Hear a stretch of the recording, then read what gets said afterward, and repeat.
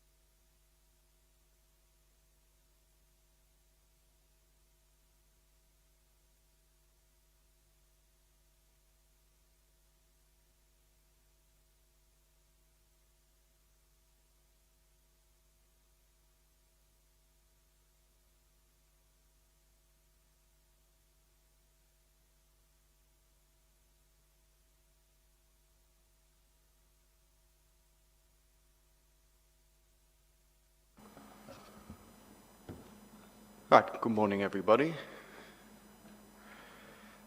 Just before I hand over to Mr. Humphreys, just a couple of things from me. Anything from you, Mr. Wett? No. Thank you for sending through the transport note 23 that we had some discussion about yesterday. I've only just had a look at it this morning. Here. From what I can see, it is pretty much a rebrand, a rehash of what I've already got, which was in the supplementary, the transport assessment supplementary document, which had those sort of diagrams on it, and all it is just give me the same absolute numbers. I think it may be the other way around, that that's the original and some, the other document. I wasn't sure but which you're came absolutely first. right. I think they're effectively the same. It doesn't really change anything I said yesterday. This is extremely high level, so we want to see the detail behind the impact at that junction and you know, and how the condition and the and all the matters have been arrived at. Came about. Certainly. Well, look, I mean, obviously, I don't know what the answer is. I'm not the highway technical expert, but I'll find out what there is, and it may be that some of this data actually lies with Highways England rather than us, to be frank, but we'll find out. I don't know whether you made progress in your contact with Highways England about getting someone to come on Friday. I think we have got the impression that the relevant person might be on leave this week. That's what I hear. But in a sense, this is a matter of Highways England. We're trying not to sort of interfere, but I just, that in case it hadn't got to you, that was our understanding. But it's for them to decide what they... Well, indeed, it is up to them, and we'll see what they come back to us with. But that's where things are at the moment. Yes, I think the person who signed the statement of common ground is on leave. Yes. The person that sort of did the consultation responses has now left. Yes. So it's looking unlikely at this stage that we'll get anything meaningful from Highways England before Friday. So it may be a case that we simply have to park condition 50 until the session that we're going to have much later in the inquiry, right towards the end, by which time hopefully then Ms. McCaffrey is available. But I think your overall points, which were obviously recorded on the on the live stream recording, obviously will have been made aware to Highways England, and we will certainly do whatever we can to cooperate to make sure that information is provided in as timely a way as we can. I can't really say more than that. So. No, I don't know. You may want to, at the end of this week, just reflect with your highway witness and see whether there's any potential or having some sort of liaison with Highways England and getting some sort of note submitted to the inquiry ahead of before we close it or before we get to the final conditions discussion. Yes, we'll kind of take that away and do what we can, but the points are well made and we understand. Thank you. Okay. All right. Nobody's got anything further. I'm not seeing any hands up, so Mr. Humphreys, I'll pass back to you.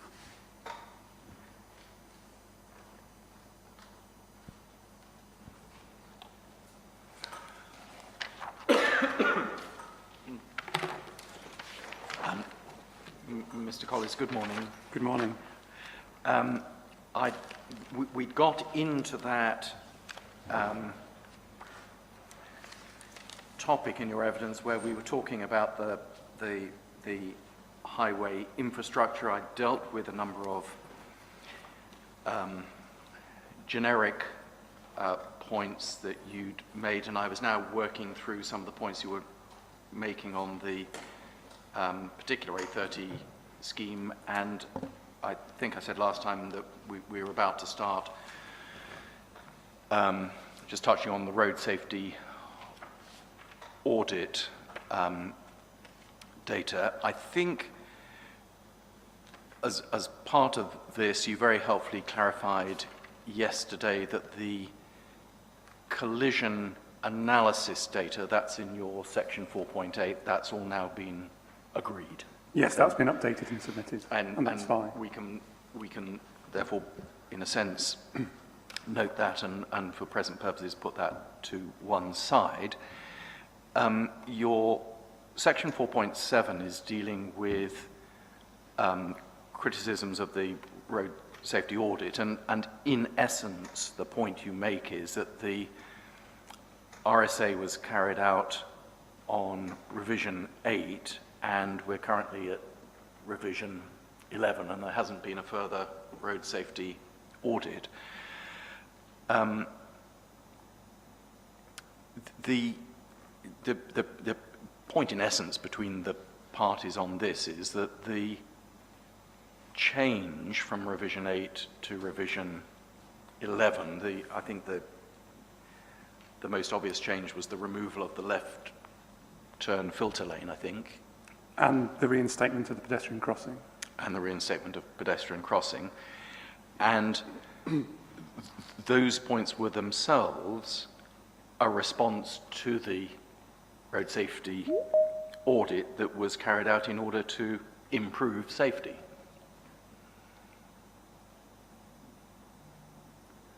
But partly, I don't think it went into that level of detail in the road safety audit. I mean, Mr.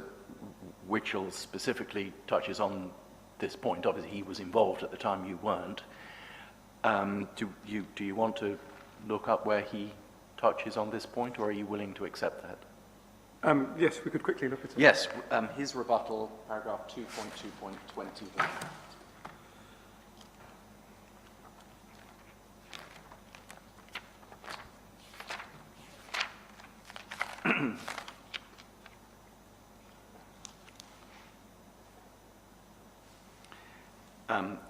So his page 7, he says, it's also clear comparing revision 8 with revision 11 that the changes to the scheme, typical part of scheme development, have been relatively minor, shown in Appendix A. The only noticeable change is the removal of the left turn filter for the traffic exiting the airport as a response to the RSA to improve safety. So, you know, that's the difference between the parties. That's why there was a change, and it was a response to the RSA. I don't think the RSA specifically mentioned that left turn filter lane.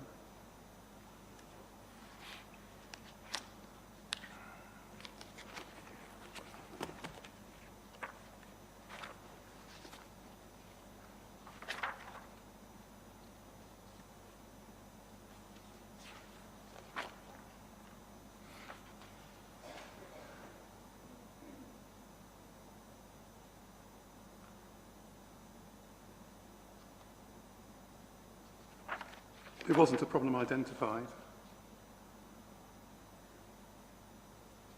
All right, well, look, you know, I think probably the best thing is I can simply ask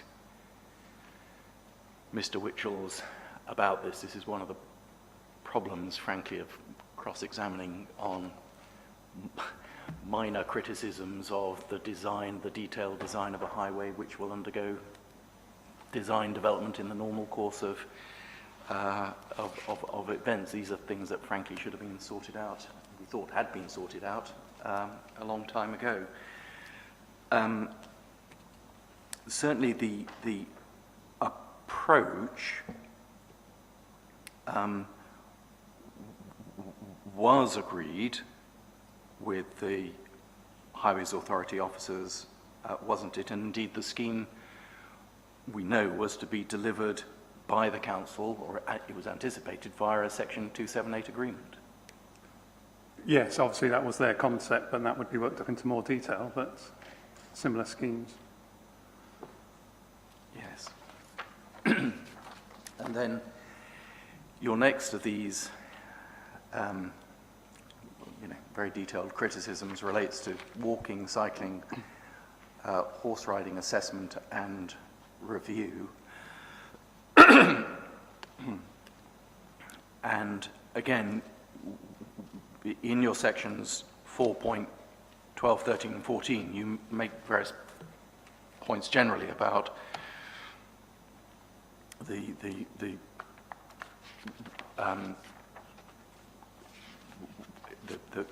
cycle path on the western side of the A38, but as you very helpfully agreed yesterday, the width of that has now been agreed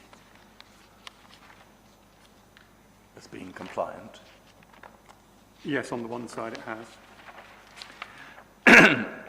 The fact that there is a crossing point is an improvement over the current situation.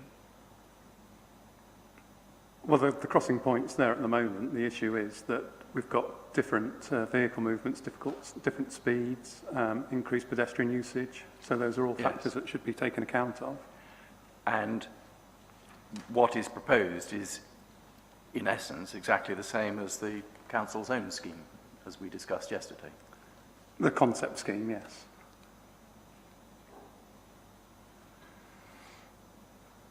Again, we can agree that these changes, your point is that the walking, cycling, etc. review was undertaken on revision 9, but not revision 11. Again, the changes between the two were small, weren't they? Things like, road markings, decision not to relocate the crossing facility, things like that. These were minor changes. I don't agree. I think they're significant, and the point of the WHR is to influence the RSA, to identify the risks and the pedestrian demand, and it's not done that. It's not been used how it should be. And of course, both the council's, highway authority officers, Jacobs, were all perfectly content with these matters. As far as I'm aware, they were. Yeah. And then in your section 4.11, you come on to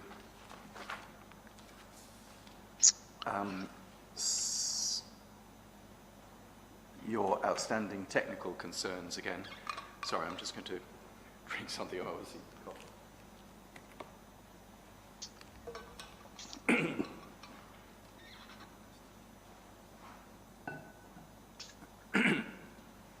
And last time we looked at this list of things, we looked at the things that didn't relate to the A38 improvement works as proposed, and this time we're going to look more at the things that do. As far as junction 1 is concerned, so that's your section 4.12, you don't, as I understand it, dispute the modelling results in relation to this junction. Your points relate to geometry and capacity, I think. Well, obviously there have been some updates to that modelling, and we haven't got the analysis to demonstrate what's happened to the traffic flows, why they've changed, what they are, so we can't check it. And as far as geometry is concerned, you were provided with topographical survey data in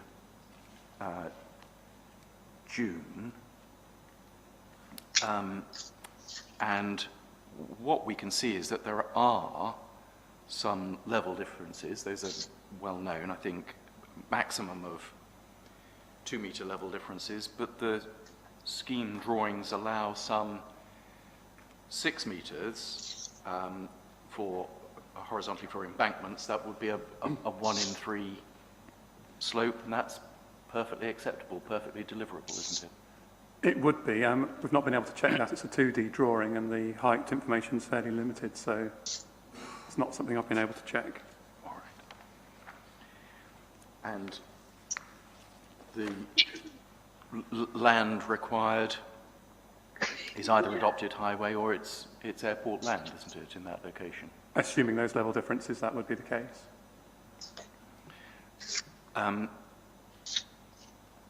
Then, in relation to capacity at this junction, your point is the RFCs are above 0.8 5, although the analysis does show reserved capacity, doesn't it, even in these worst case Well, it's forecasts? reached its practical capacity. But since this has been written, obviously that analysis has been updated and that's been improved. Yes. And Mr. Witchell's, I think, and I think this is the point you're making, in his rebuttal, removed some of the double counting, and the RFCs dropped below 0.85, and does that resolve then your concern? Apart from the analysis hasn't been presented, so we can't check how the numbers have changed, how the traffic flows have changed, and the slower growth scenario hasn't been considered. But if Mr. Witchell's workings are correct, the inspectors accept that, then that would meet your point. If they're correct, yes. Okay. Again, without the exception of the slower growth scenario, which hasn't been done. But in a sense, as we said, the slower growth scenario is something that's nothing to do with the airport. That's growth in traffic generally that's going to happen in any event. Whenever we get to 12 million, background traffic will continue to grow. It will do, yeah. Junction 4A, that's the A38 downside road. So that's now your paragraph or section for 13. Again, you have two types of point, a capacity point and a geometry point and then a capacity point. As far as the geometry point is going, that's the change in levels. Is the position the same? Can we short circuit this? Is it the same as yes, junction it's 1? the same issues. And our point is there is, you know, Happy birthday to you. Happy birthday. Somebody's birthday.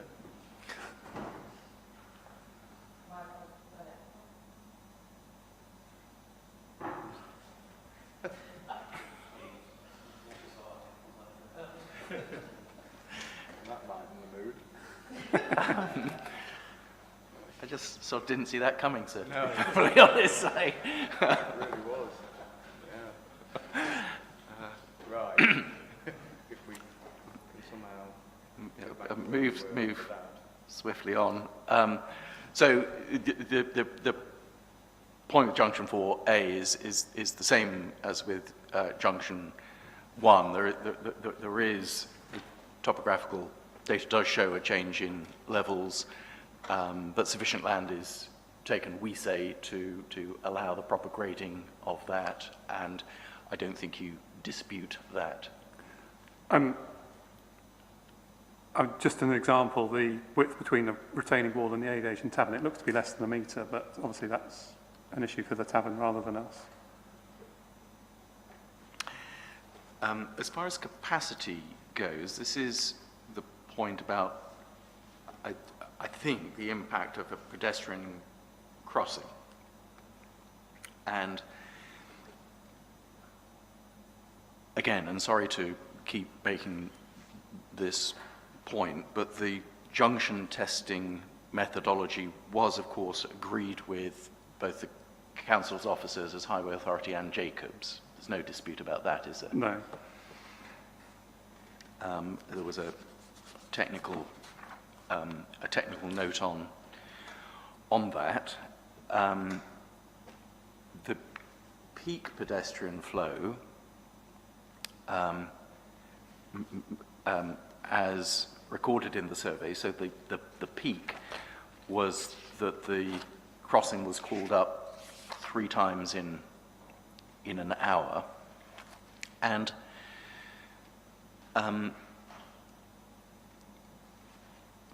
Mr. Collis, that's sort of not, you know, the inspectors will have travelled around the area and seen things. That's hardly surprising, is it, in a rural area, that there are going to be few groups of people walking to the airport? Well, obviously it's very low at the moment because there's very little happening at the airport, but the road safety audit does identify significant numbers of pedestrians, which is at odds with those counts. Yes, I mean, well, those were the surveys, and the surveys were obviously carried out originally before the pandemic. That's what was agreed. Mr. Witchells did, however, carry out an assessment with the crossing called up 5 to 6 times an hour to represent in effect, almost a doubling of the survey data. But even factoring that into the modelling, the A38 improvements still represent, don't they, a huge improvement in traffic delays compared to the without development forecast. There is an improvement. I suppose the problem we've got is that whilst you counted the pedestrians before, we don't know how those are going to increase with the growth at the airport or with these improved facilities. The anticipation is that those will grow significantly. Well, what is the evidential basis for saying that those will grow significantly? We've tested it with 100% growth from 3 crossings to 5 to 6 crossings. There's no evidence that there is going to be some exponential growth beyond that of people walking from this rural part of North Somerset into the airport. Well, there's no evidence. It's not been considered. Well, it has been considered. We've got the surveys. We've, as an exercise, doubled what the peak was. Not the average, the peak. And there's still a huge improvement in the capacity and the flows, the queuing, reduction in delays, compared with the existing situation. Yes, obviously that's new information since this proof was written. But on that basis, if one accepted that testing that level was reasonable, if one accepted that, then you would accept, wouldn't you, I think, Mr. Witchell's analysis that it's still a substantial improvement over the existing? Yeah, assuming those pedestrian flows are correct. All right. Then, Lilac Cottages, which was another point you make in section 413, I think now you've accepted that the proposed mitigation doesn't substantially change anything there. No, it's an unusual situation, but it's not made any worse. Okay. And there's no evidence of worsening of accidents or anything No. of that sort there. Okay, well maybe we can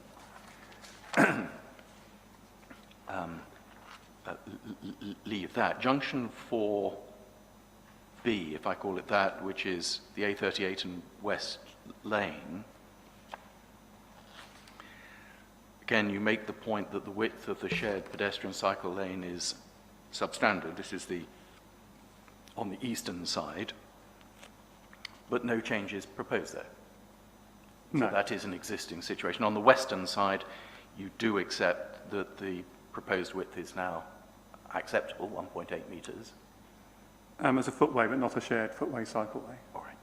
But you accept that it is acceptable? Not for a shared cycle footway. That should be 3 metres. Okay. But acceptable for a footway in that location? For a footway, it would be, yes. You've made the point that you believe the merge lane is substandard. We've measured that on the CAD drawing and believe it is in accordance with standards. We're not sure if you've measured it from the right point, but is that point now agreed? Well, obviously, there's a new drawing showing an improvement there. Still substandard, but the impact is it has an impact on capacity, and that hasn't been reduced in the analysis. All right. As I say, I'm not sure that we understand or accept that that is substandard. There is agreement, though, on the splitter island from West Lane. That does need to be set back. The issue there on the alignment of the splitter lane, that's that very small island at the end of West Lane. This is to do with, or in part to do with sort of primary and secondary traffic signalling, isn't it? You need to It's have... a safety issue, so it's set back from the through traffic, so it doesn't... Yes, sorry, I'm slightly jumping ahead. So yes, the island needs to be slightly set back. There needs to be a traffic signal point that can be seen. The primary one would be on the driving side of at West Lane, and there would normally you would expect there to be a secondary. Well, because of the approach speeds, you need a duplicate primarily in this location. Yes, and but as with the council's own proposed scheme, there are other ways in which that can be achieved, aren't there? Possibly, but we haven't seen that. We don't know what the solution is. So we can't check if it's to standard or not. All right. And again, I can get Mr. Witchells to explain that. Now, we've got to sort of the end of the A38 improvement points you make, and again, I just want to ask you about those overall points by reference to the MPPF paragraph 111, the two criteria. Is there an unacceptable impact on safety? So not just an impact, an unacceptable impact. On And safety, I think definitely so with the pedestrian crossings and with the swept path analysis. As a generality, I will put you, overall, there's in fact an improvement in safety, isn't there? I disagree with the swept path analysis and the pedestrian crossing, retaining the existing one with the faster speeds. Yes, didn't ask you about that. Overall, there is an improvement in safety, isn't there? When you look at the design, which is also the design the council itself is proposing, there's an improvement in safety. There's additional facilities. I don't think there's an improvement in safety. Right. And as far as whether there is a severe residual impact on the network, again, looked at overall, there is an improvement, isn't there, in the performance of the network? In terms of capacity, the other issue is that pedestrian crossing that's been reinstated isn't to standard. If that was signalised, which is what is required, that would have an impact on capacity as well. Okay. Let me put it to you another way. If the inspectors are minded to grant planning permission for this expansion, does the council want the A38 improvements or not? They do want them. Well, and they do want them. Why? For the existing capacity issues. Yeah, because it's an improvement. Yes, but obviously they don't have to Yes. mitigate for the airport's impact, and they could have a lesser scheme with less capacity. Yeah. So if permission is given, you do want these improvements. Improvements of that order, which are still being worked up. That is recognised between the parties, but you do want the improvements. You want planning permission to be given for that part of the scheme. Well, with or without planning permission, that would... No, the I'm council not asking would. about with or without that permission. If permission is granted, does your client want the A38 improvements to be granted planning permission? They do, yes. Yes, thank you. Now let's turn to parking.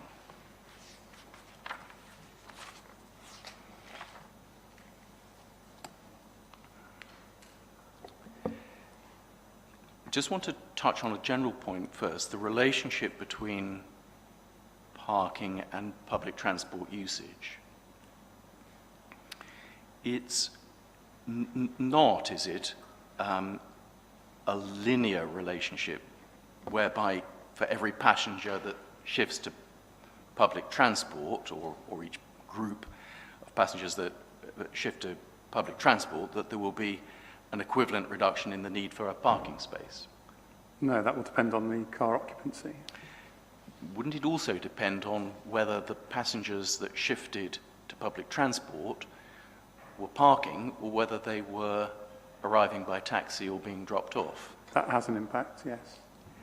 And in Mr. Witchell's evidence, maybe we don't need to look at it, but it's his figure 4.6, there is a sustainable travel hierarchy, isn't there, with public transport at the top and park and ride, drop off near the bottom. Yes. And therefore, because one of the things in order to improve or reduce the number of trips to the airport is to reduce that drop-off, people who move from that to public transport don't reduce the parking demand. They don't know. Now, you raise, I think, in your evidence, so this is section 5 we're in now, two, I think, main points. I'm not going to say they're absolutely the only ones, of course, but two main points. In your paragraph 5.2.3, you introduce the argument that parking provision is based on a historic ratio of supply to demand. And then in paragraph 5.2.5, you raise the point about the use of the CAA mode share data. Yeah? Yes. So we're going to talk about parking, but we're going to make sure that we cover those points. In your 5.3.1, you make the point, we touched on it very briefly yesterday, you made reference to it by reference to those multi-storey car park standards. You say the parking demand study assumes a 95% operational utilization to allow spare capacity for dynamic search of empty spaces. And when we touched on it yesterday, you said, well, that's all in the parking demand study, that's what it assumes. So can we just look at the parking demand study, which does mention 95% in one place, and see what it says? So we need to look at CD 2.11. Is that the addendum parking study? No, let's look at the original one, because the addendum doesn't replicate all the paragraphs. I'll start on that, and we can look at the addendum if we need to.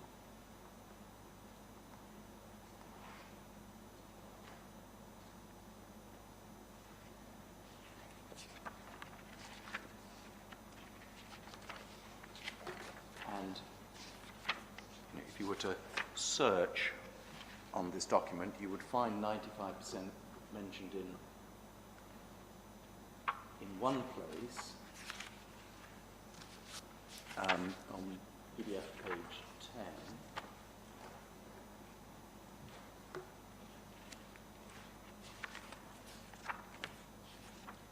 And it's a section which is section 2, historic parking demand. And at the end of paragraph 2.5, at the very end it says, do you have that? I do, yes. Yeah. It says, assuming 95% operational utilization is the maximum possible, the airport has at times become close to filling its existing capacity in the last 12 months, both inside and outside the summer peak. Now, that's a commentary on the historic data, but nowhere is it suggested in the document that that 95% operational utilization rate is used in the forecast, is it? Anywhere? No, but it does say that's assumed to be the maximum possible. Yeah. Looking at the historic data, it's a commentary on historic data and that the car parks were nearly full. Yes, and the forecast is based on But we can agree, we can agree, can't we, that the forecasts do not use that figure. Well, we haven't got the analysis, so we can't tell. We can't check how they have done it. So when you assert that it has been, you don't know that.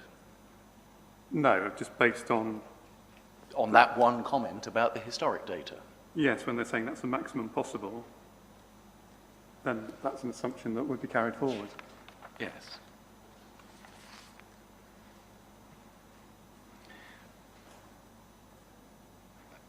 We can look, and we will look at, hopefully an outline, the methodology which is used, but neither in the parking demand study or the parking demand study update is it suggested, is it, that 95% is used in that way. It's an assumption that you seem to have made, but not one that's been set out in those studies. They haven't said how it's been calculated, so No. we don't know. But we can get an idea of this by looking at what the parking demand is and what the number of spaces to be provided are to see what the output of the modelling is. So look, please, at the update, which is the parking demand study update, which is CD 223.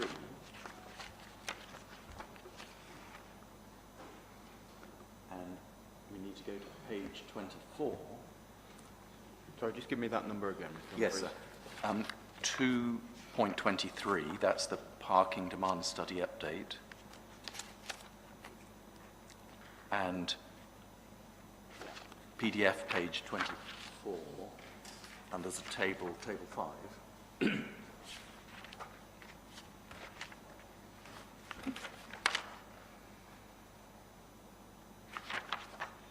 And if you look at the Sorry, what page is that on?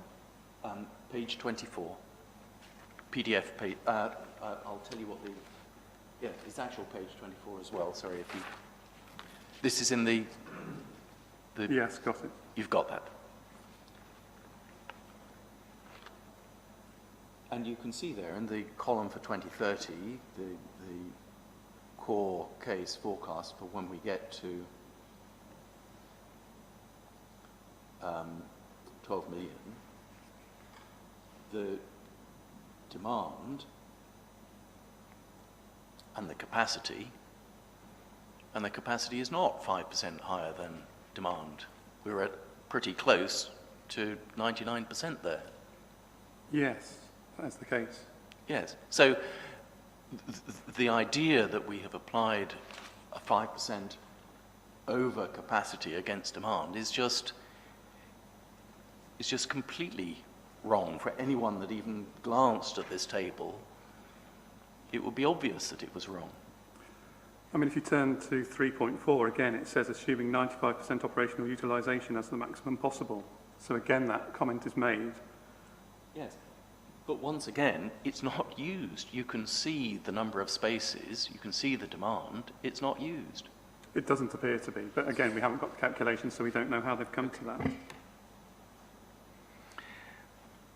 You say it would be possible to operate block parking at close to 100% capacity, and in effect, that is what is assumed. I think you would accept, though, that even for, and these are absolute, obviously, peak numbers, even for block parking, it is necessary to have some spaces, particularly for passengers, for example, that arrive home early or arrive home late, and you need to, in block parking, shuffle cars around in order to get a car out. It's reasonable, isn't it, to have a little bit of overcapacity? Yes, of course there is a reception zone where that can take place. Exactly. So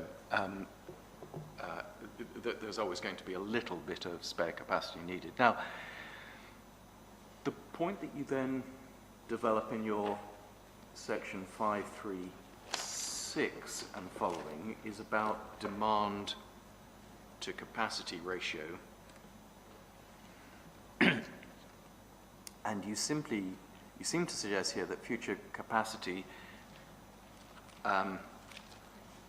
has in some way been calculated by simply applying a historic utilization factor. But that's not right, is it? Again, we haven't got the analysis, so we can't see how those numbers have been derived. Well, we can look, can't we, at the methodology for calculating the parking demand study, and obviously when we had all our discussions with officers and Jacobs, you know, we were able to discuss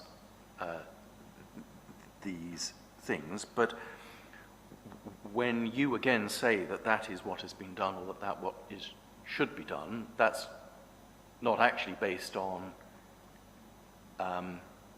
any reading of the documentation, is it? There just seems to be some assumption on your part. They're based on the description in the parking study. That's my assumption, but again, I can't check that's correct. Can we, again, just perhaps just to assist the inspectors to understand how the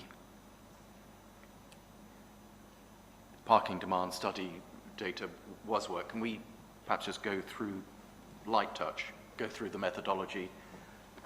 It's probably best to look at this in the parking demand study, which was slightly fuller, so CD 2.11, and we need to go through section 3. So that starts, so CD 2.11, it starts on PDF page 11. And actually the methodology is set out here in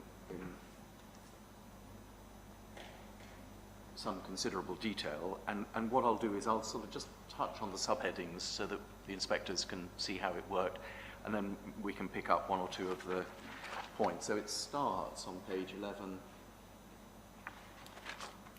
The methodology forecasts the future passenger numbers and the people wanting to park. And then there's a subheading. We forecast the number of individual passengers wishing to park and fly will increase. It says 2026 because this was the original study, so the same methodology was used for 2030, in line with an increase in passenger growth. And paragraph 3.1, it sets out the 5 factors that drive the forecasts, both in underlying passenger demand, proportion of inbound passengers, overall likelihood to park, this is propensity to park, and I'll perhaps, we'll come back to that and touch on it, forecast changes in the catchment area, because there'll be different propensities to park for different catchment areas, and lack of sub-regional public transport options. So public transport is brought into this. And if we turn on then to PDF page 12, again, we'll just look at the headings. Beyond passenger demand, changes to the composition of Bristol Airport's catchment and demographic economic factors will also impact the likelihood of passengers to park. And so what the study does is it looks at the demographic, it looks at where people are coming from, taking that from the other modelling. It calculates people's likelihood to park depending on whether they have public transport available to them or not, and data of that sort. And that will take into account, won't it, public transport improvements when one's forecasting? Based on what they've said they've done, but again, we haven't got the analysis, we can't check it. And if we look at, there was a document, I think, that was requested and that was put in, which is called INQ035. Do you have that one? INQ035? And again, Mr. Collis, I'll try not to be tiresome by just going through lots of detail, but just so that the inspectors get a feel for this. So this was some data requested that's been put in. So this was the public transport inputs to the parking demand studies, and we can see in Was this the inquiry document? Yes. Yeah. Could I have the reference number again, please? Yes, 035, INQ 035. It's a spreadsheet table, Mr. Collis. Yes, I've got it. Just wait for the inspector and others to get it.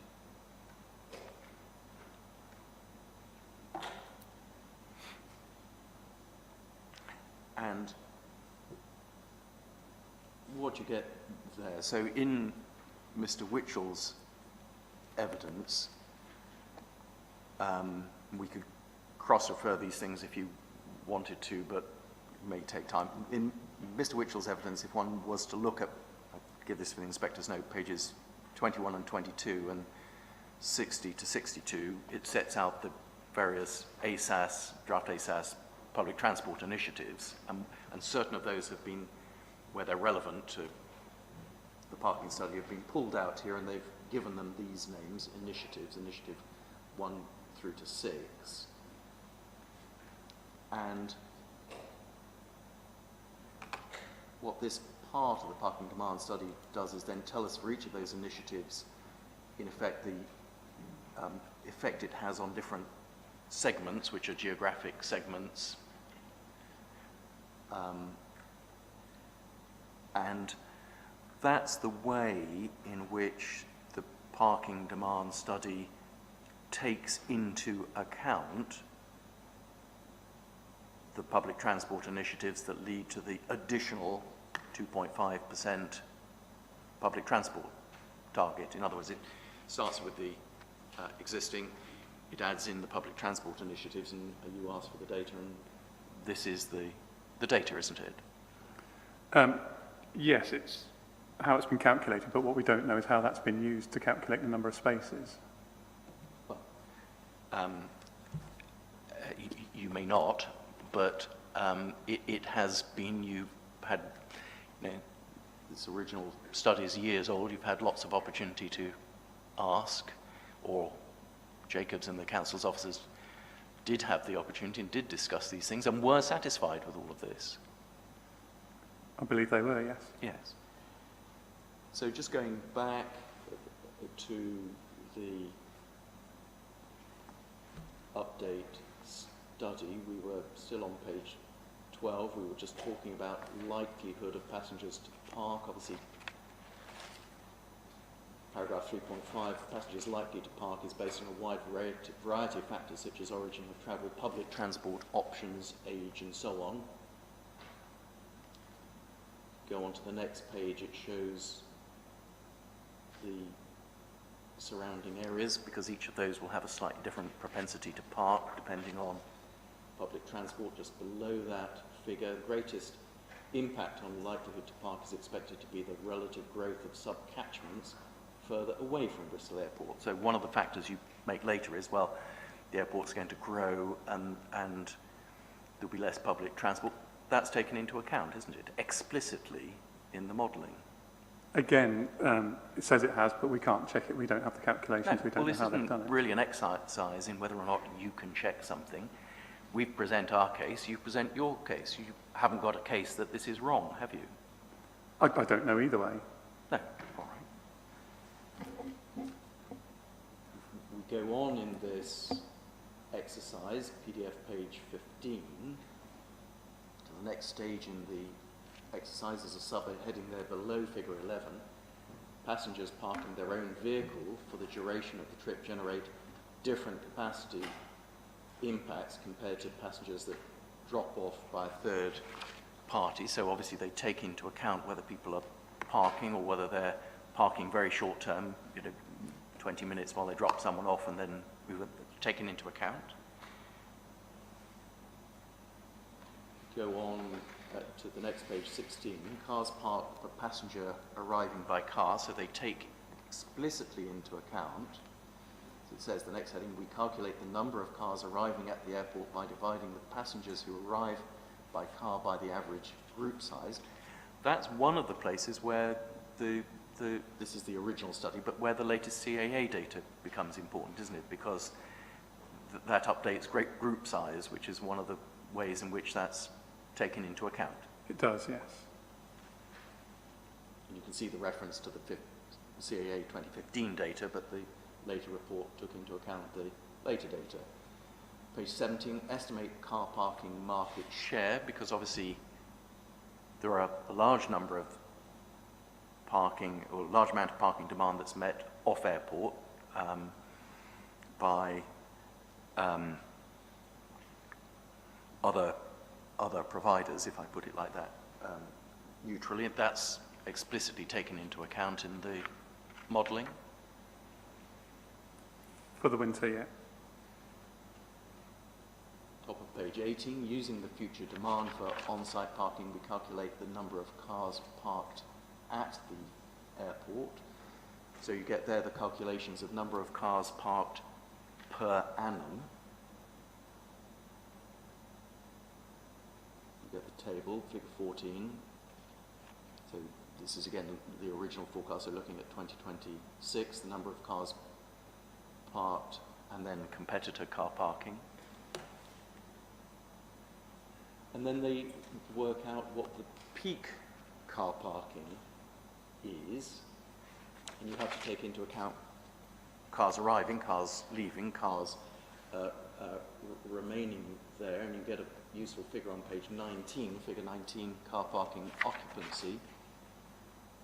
And that is where, you can see it in figure 16, where they look at occupancy to demand ratio. So there is a place where they look at that, but it's a very small part of the analysis. They look at what the ratios are for occupancy to demand to see on a diurnal basis what happens with cars arriving, cars leaving, and cars remaining, to work out what that does to a peak occupancy. But that's a very different use, isn't it, from the use of occupancy to demand that you seem to suggest, a simplistic overall percentage that's applied. It does appear to be different, but if you go to the update, it says the occupancy demand ratio is the key input for converting the number of cars arriving at the airport and the space is required to service them. Number of cars arrived. You can see it in this figure. You see a number of cars arriving, a number of cars leaving, and that ratio is important to understand what that does to the peak. Yes, it's not a small factor. It says here it is a key input. No, when I say a small factor, I mean it's a part of a much larger and pretty sophisticated car parking exercise. It is. And it's that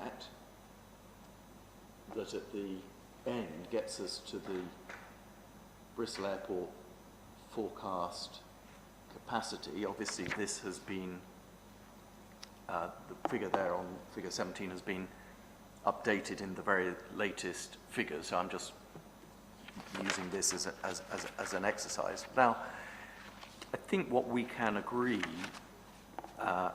can't we, is that this is a very different exercise to the rather simplistic one that you undertake in your own Appendix A, this, where you simply apply a 95% existing utilization figure, and then B, an 89% demand to capacity ratio, and then tell us that actually the requirement for additional spaces is completely different from the calculation in the parking demand study. Well, obviously, I can only work with the data that's there. Without the analysis, that's all we can do. All right.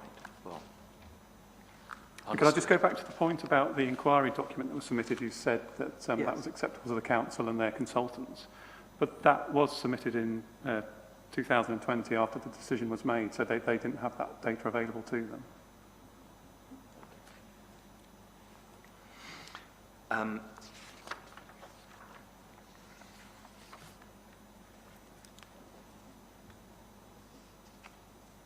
Now, moving on, You then make a point in your section 539 and 10, your paragraphs 539 and 10, about the growth in parking provision relative to passenger numbers. And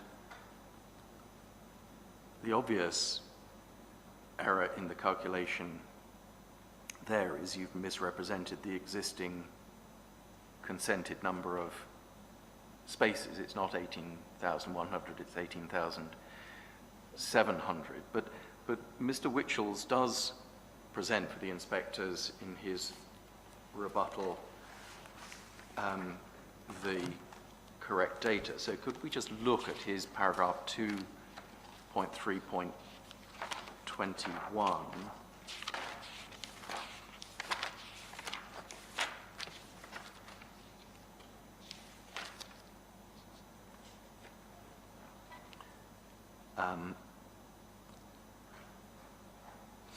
And in 2.3.21, he looks at the ratio of the actual parking spaces to passengers in that year. So the airport provided 17,700 spaces for 8.96 million passengers, which is 1975 spaces per million passengers. And by 2030, it's proposed to have 22,300 spaces for 12 million passengers. And that's 1858 spaces per passenger. That's therefore a 6% reduction, isn't it? It is, but that's what's provided, not what's consented. What is, yes, that is what's provided, the 1919 figures. Yes. Yes, but if one looks in the next paragraph, he says the 18,100 spaces Mr. Coles refers to applies to a point in time in the working towards the full provision of 12 million, shows how the trajectory would be achieved.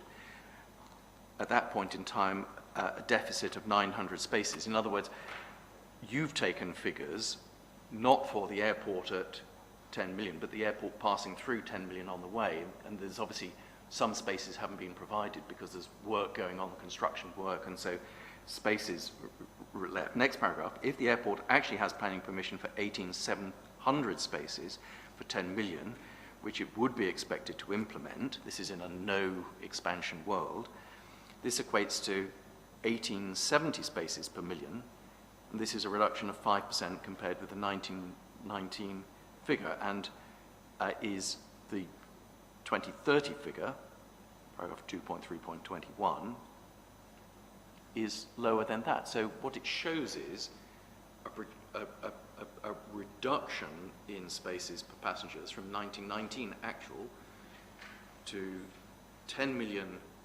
forecast to 12 million forecast. Constant reduction in number of spaces. And presumably that's what you want to see, is it? On behalf of the council. It is, yes. Good.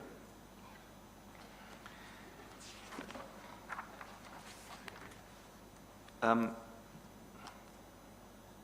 then you come in your section 5311 to sustainable transport mode share.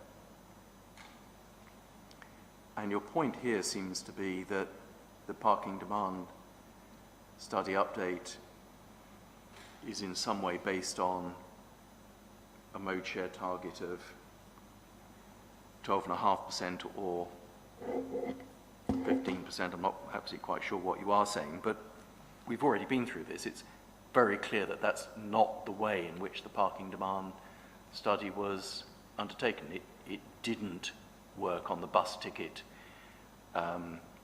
data at all, did it? Well, without the calculations, we don't know how it has been done. All right. We can't check it. It's the same point. Yes. I mean, you haven't been able to, and you haven't asked for meetings with Teneo or Mr. Witchells to discuss these things, but the officers and Jacobs were happy with it. Well, again, this was updated since that decision, and we have It was requested... updated, but the methodology was exactly the same. You haven't asked to go behind that and inform yourself. We have requested that data on a couple of occasions by email. Data that's requested has, as far as I'm aware, been sent, but you could have sat down and had a meeting and discussed this and understood how the methodology worked if you didn't understand it. Well, we needed the analysis in order to look at it before the meeting. There'd be no point having a meeting without the analysis. And then your paragraphs 5, 3, 13 to 15 is inconsistencies with the transport assessment.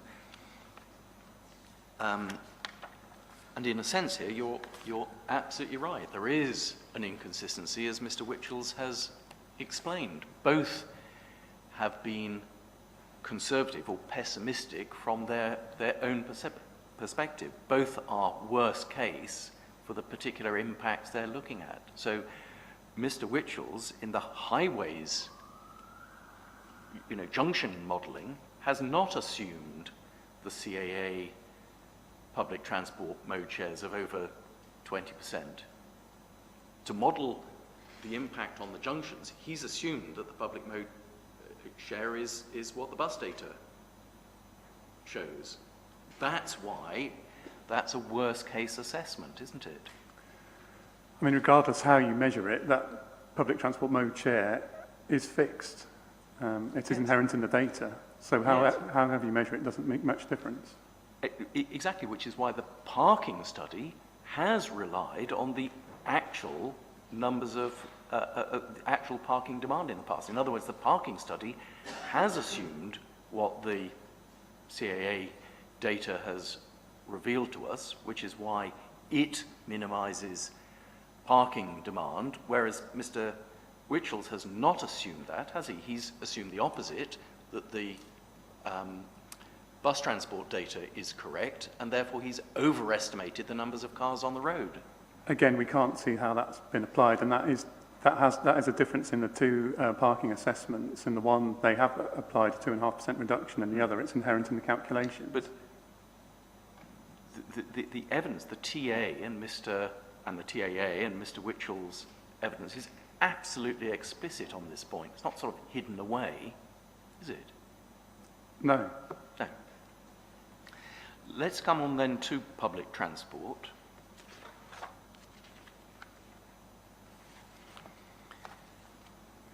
Your section 6.2, and you start with deficiencies, and you make the point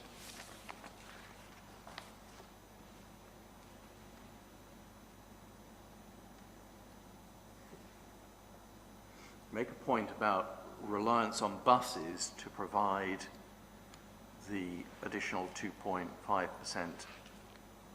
public transport mode. Of course, as we discussed yesterday, that is entirely consistent, isn't it, with the West of England Joint Local Transport Plan 4. We looked at it on PDF page 20. So that reliance on buses and coaches is consistent with policy, isn't it? It is, yes. Even the local authorities are only looking at mass transit with or without expansion as a long-term option, and that would be a local authority, public sector-led initiative, wouldn't it? It is likely it will be bus-based.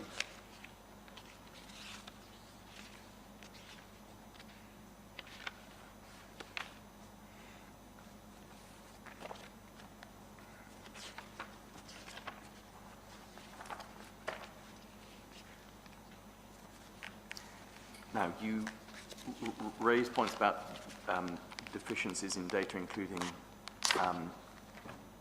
the ASAS, or lack of an ASAS update.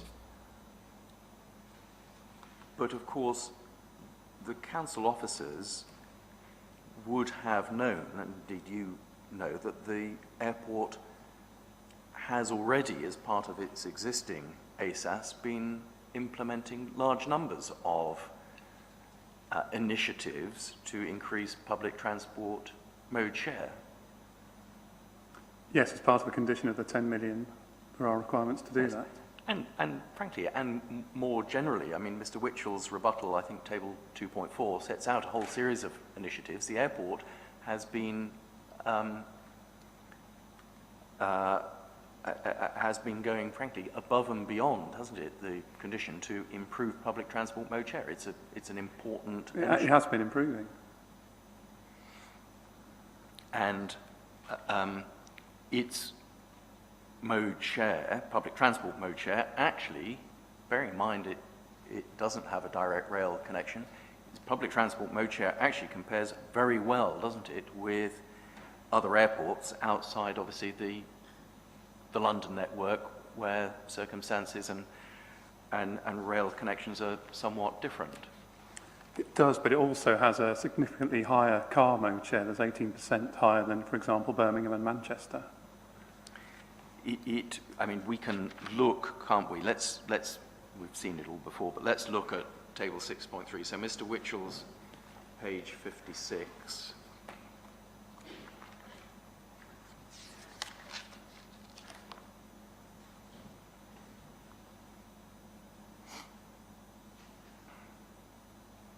Sorry, where are we, Mr. Humphrey? Yes, Mr. Witchell's evidence, I'm so sorry. Mr. His Witchell's original proof. His original proof, please, page 56, table 6.3.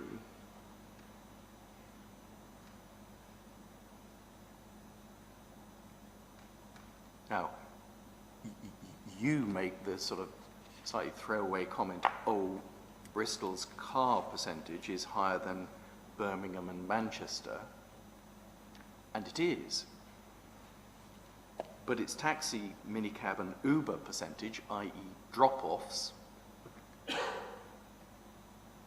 is substantially less, isn't it?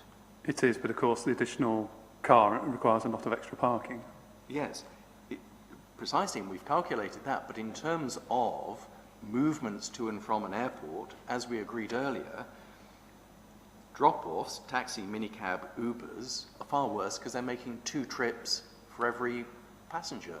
And therefore, what this shows, your point shows, is in fact, Bristol's doing extremely well in managing to reduce the number of taxi, minicab, Ubers. Well, I think it's the proximity to the city. I mean, obviously Birmingham and Manchester airports are very close to big city centres, so taxis are more attractive. And of course, with the bigger airports, they are more likely to be full going to and from the airport. That might be the case, but what this shows is that in fact, Bristol is performing well compared to these other airports, despite the fact, in terms of public transport, despite the fact that it is further from the city centre, as you point out, than some others. So the sustainable mode share is the same, but obviously the cars are a lot higher.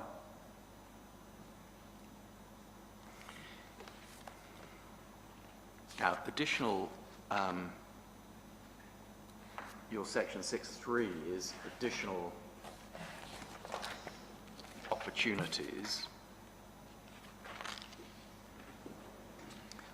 We can agree, first of all, that the proposed public mode share target, the additional 2.5%, is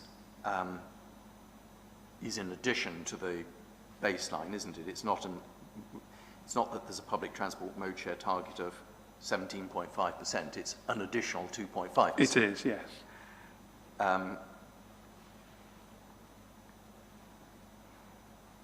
And the airport is committed to the delivery of the ASAS and indeed the public transport interchange. And I mean, obviously to be discussed, but in the Section 106 agreement or conditions as appropriate, there are a number of different measures and different mechanisms.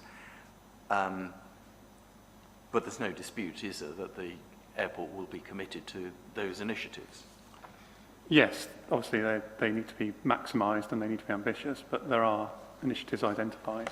Yes, and the council, as part of that process, will no doubt have the opportunity to make the sort of comments that you have about other initiatives, other things that might appropriately come forward.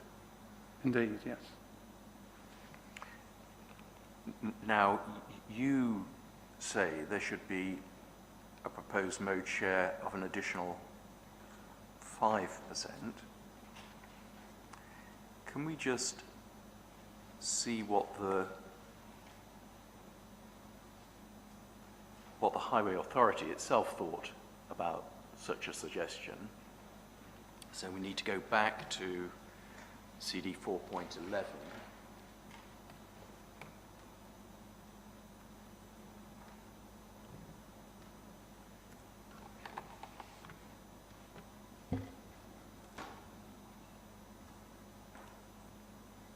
In that document, we need to turn to PDF page 90.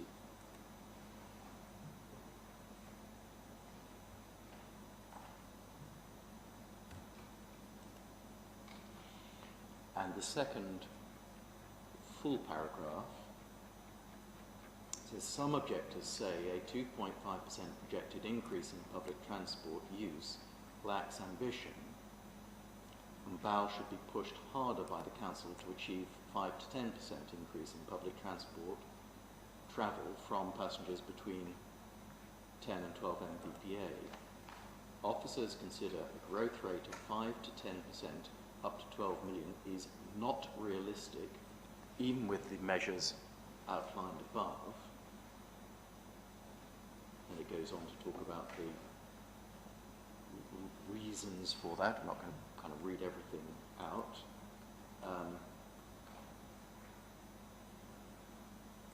But the inspectors can scan through it. The next paragraph, a 2.5% growth over 5 years is a challenging target and will require investment in new services to be front-loaded from the outset if planning permission is granted. Provided that this is achieved and a clear timeline for the investment and delivery of new and enhanced public transport services is secured in a Section 106 agreement, this is considered an acceptable level of improvement. So the council officers' view, for the reasons they set out there in the text that I didn't read, was that a target of 5% was simply, Mr. Collins, simply unrealistic. And that's right, isn't it? It is just unrealistic. There's no evidence to suggest that that could be met. Well, that, in the context, that was to mitigate their impact, not to maximise sustainable transport, and it wasn't being ambitious. But in Mr. Witchell's proof of evidence, he's demonstrated that more than 2.5% can be achieved. Yes. What he's said, though, is that one can't be certain that all measures will be as successful as one would want, which is why we have, in a sense, over-provided measures. But there are two points to be made in relation to this. The first point is, as far as parking is concerned, and subject obviously to the discussions we may have on conditions, the airport is suggesting a condition where parking is monitored, parking demand is monitored and brought forward in accordance with demand. So if the public transport measures are far more successful than anticipated and parking demand does not materialise, then the condition allows for that. And that's an appropriate solution, isn't it? There is a mechanism there, yes. And the second point is this. Look, one could set a target of 5%, Mr. Collis, but what happens if we get to 12 million and we've only got to 4.5% or 4% or 3% or what we actually think, 2.5%? What happens? Well, how do you enforce? Well, there's other measures identified to improve that. What if the measures don't achieve the 5%? Surely what the inspectors need to be doing is targeting the measures, actually identifying what are the things in the ASAS that will bring these things forward, and that's what the airport is proposing to do. Yes, Set a target of 25%, but it's not going to be met. And part of the problem is we haven't got an up-to-date ASAS. We haven't got that level of analysis of the public transport, which we would expect if the airport is wanting to be ambitious, trying to maximise it, then we should see a lot more analysis. Yes. All right, Mr. Collis, thank you very much. Thank you. Thank you. Sir. Mr. Henderson, how long do you want? Should we take a break now and come back to you, or? So if we take a break now, I'll promise I'll remove some questions, so it'll be a net gain, if I might put it like that. That's very inviting. All right, should we come back at 11:05 then in that case? The inquiry is adjourned.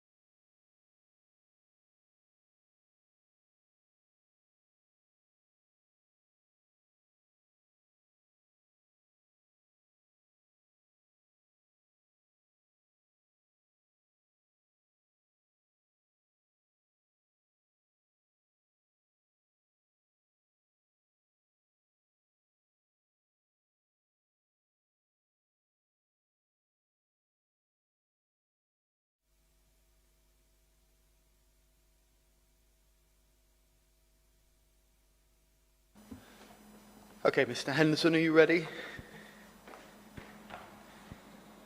I am, thank you very much, sir. Over to you then. Right, Mr. Trollis, good morning. Let's take things through in chronological order. First, though, some general points around provision of information, which came up a number of times. Can I ask you, please, to go to your rebuttal proof of evidence? Can I ask you to get that, please? And then within that, can you go to PDF page 7? It's hard copy page 5. Let me know when you're there. Yes, I'm there. Thank you. Paragraph 5.1.7, you then say the following information request by email from me by Richard Chen to the Council to Liz Huggins at BAL on the 19th of May 2021 remain outstanding. Yes. You then list a series of points under highways infrastructure, A through to C, park and demand study, A through to C, and then public transport, A through to B. Is this the sort of information that you were referring to in It those? is, yes. Thank you.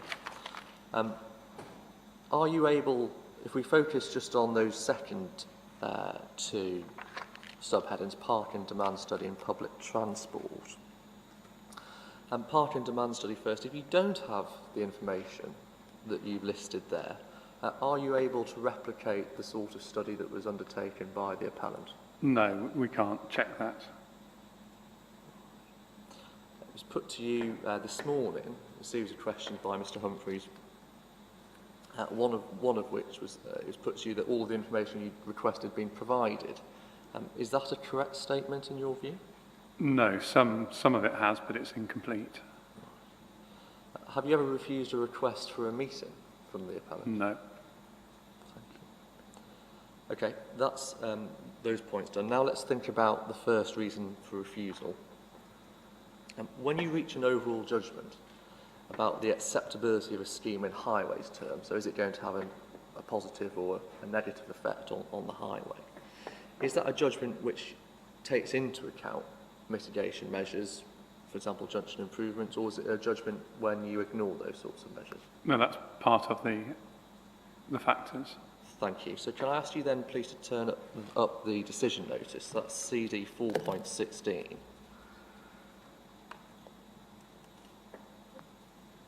Let me know when you're there, because you have to... 4.16. 4.16, yeah, it's the decision notice.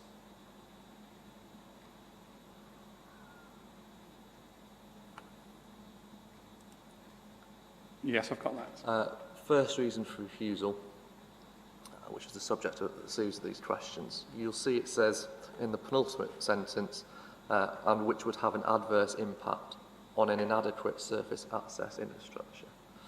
You see that the members, their view, adverse impact. Bearing in mind what you've just told me, in your view, is that a conclusion which is reached having regard to the mitigation proposed, or which ignores the mitigation Which proposed? includes it.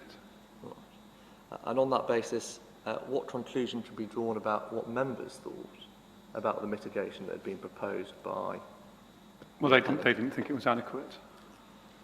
Thank you very much. Right, the next topic is that of the CPO. When you recall a series of questions relating your evidence in the CPO. And now obviously your evidence is part and parcel of the CPO inquiry. We don't need to rehearse that. We've dealt with that procedurally already. But can I ask you please to look at what Mr. Lansdowne, so that's the council's other witness when it comes to the CPO, has said about your evidence. That's his proof of evidence, please. You'll have to, I'm afraid, ferret around for it on the online portal. It's his proof of evidence, page 6, paragraph 3.5. Let me know when you've found that document. Sorry, whose proof of evidence? Mr. Lansdowne, Conrad Lansdowne.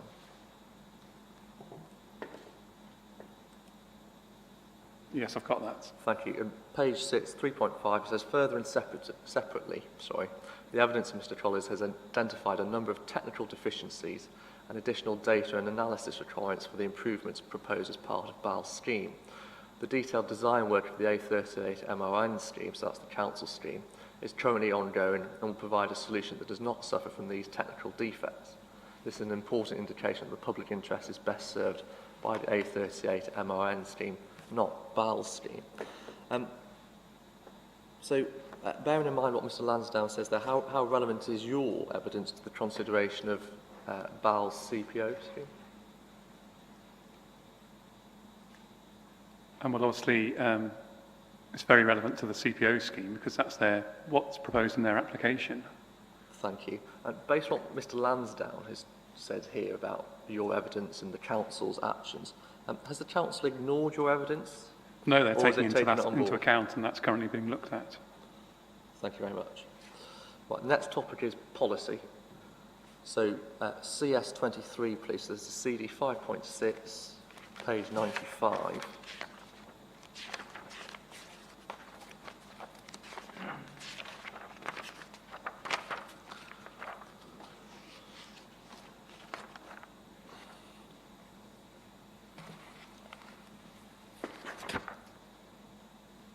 You'll recall that a number of questions were put to you around satisfactory resolution of environmental issues in highways terms, surface access terms, and NPPF paragraph 11.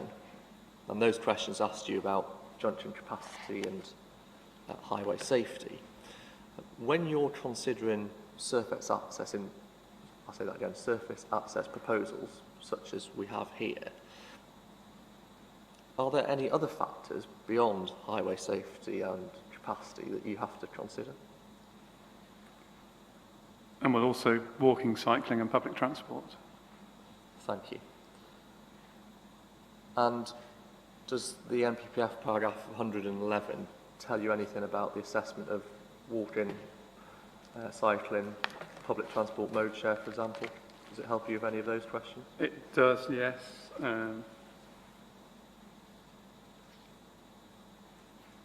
Sorry, which paragraph? 111 was that was the paragraph relied on when it was put to you. Does that paragraph specifically, not other parts of the NPPF, but that paragraph, because that was the one that was relied upon, does that paragraph tell you anything about public transport mode share, walking, cycling that you've talked about? It does, and it looks at maximising that. Right. Which words do you rely on, sorry, for the maximisation of public transport? Sorry, is this the old that's- PPF reference? Sorry, I've confused you. The questions were put on the basis of new para 111, so make sure you're looking at that, which I think is 109, and I'll start that again because I think that's my fault. So Sorry, which? Okay, so you need to look at, I think it's 109, it's now new 111, so look at paragraph new 111.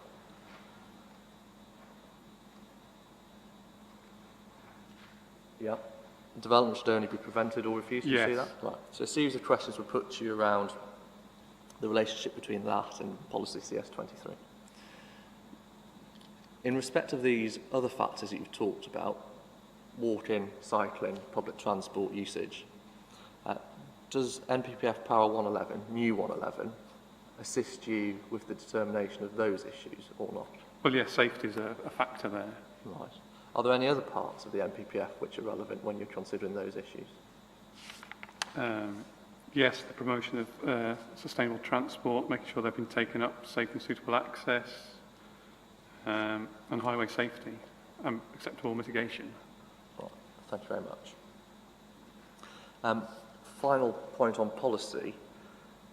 Joint Local Transport Plan 4, you asked a series of questions about the different measures that were proposed there. In respect of longer term measures, you said the longer term does correspond with the year of the 12 million passenger numbers. Can I ask you to pick up the Joint Local Transport Plan, please? That's CD 7.5.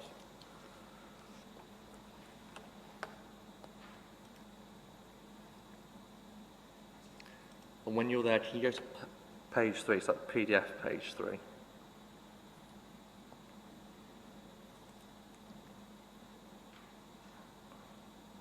Sorry, could I have the CD reference again, Yep, please? 7.5.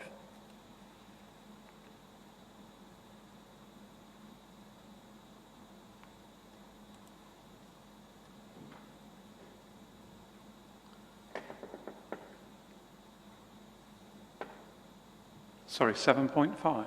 Yep, Joint Local Transport Plan 4. If you don't have it, I'm not going to spend too long on it, so if you don't have it immediately to hand, I'll just move on.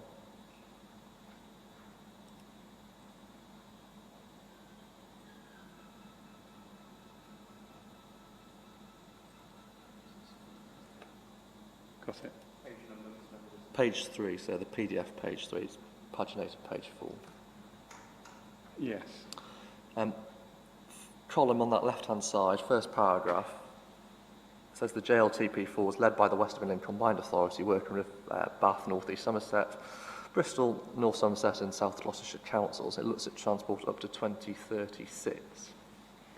It sets out how we aim to achieve a well-connected, sustainable transport network that works for residents, businesses and visitors across the region, a network that offers greater realistic travel choices and makes walking, cycling and public transport the natural way to travel. How consistent is your answer around the longer term corresponding with 12 million passengers here? How consistent is that with what JLTP4 says? Well, they are similar, and of course, it's not just looking at a final solution in 2036. There will be improvements throughout that period, and they're looking at interim solutions as well. So that does correspond very well with the expected 12 million passenger number. Thank you. Right, next topic is junctions and the technical points that you were taking through. Junction 6 is A38 Barrow Lane junction. Yes. In response to a series of questions, you said that it was beyond the capacity of the appellant's model to predict the impact. You said it's so bad that it's beyond the modelling. Do you recall Yes. that series of questions? And then you explained there was a severe impact in your view as a result. Can you just clarify what's the issue with the modelling? Why does the modelling not work when you're dealing with that situation? It's based on empirical analysis. Typically, that junctions work within capacity. Once they exceed capacity, the queues and delays grow exponentially, and it's very hard to predict. So it's beyond the capacity of the model to calculate it. So what sort of factors then have you had to take into account when you've been reaching your judgment here? Well, it's understanding the existing situation, looking at the length of the queues and delays at the moment, which, I mean, some of the worst I've ever seen in a 20-year career, but then also the amount of traffic that's passing that junction, that's significantly reducing the opportunities for vehicles to pull out, and that can only increase the queues and delays further. Thank you. That was Junction 6. Junction 1, you were taken to the new calculation of Mr Whitchell's rebuttal proof of evidence. That's his table 2.1. You don't need to turn it up.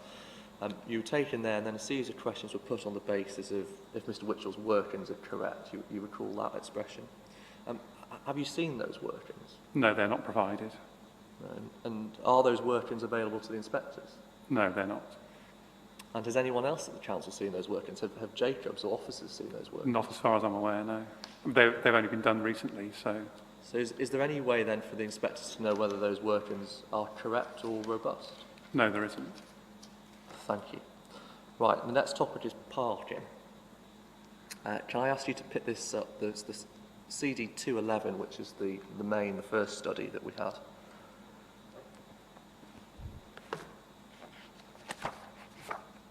And can I ask you to turn to paragraph 2.5, please, within that document? And this is around the question of operational utilisation. You recall it was put to you that the final sentence there that refers to 95%, that was an assumption for the purposes of commentary, but Yes. it wasn't for the purposes of the calculation. You recall that. If we just think about paragraph 2.5 itself first, though, if that assumption of 95% isn't accurate as to what the historic position was, what does that mean for the conclusion in the second part of that sentence, that the airport has at times become close to filling its existing capacity in the last 12 months, both inside and outside of the summer peak? If 95% isn't right, what does that mean for that conclusion? Well, they wouldn't have come close to that capacity. Now, you were told in cross-examination that 95% wasn't used as the figure in the predictive assessment. If it's not 95%, does either the parking demand study CD211 or the update tell you what figure actually was used? No.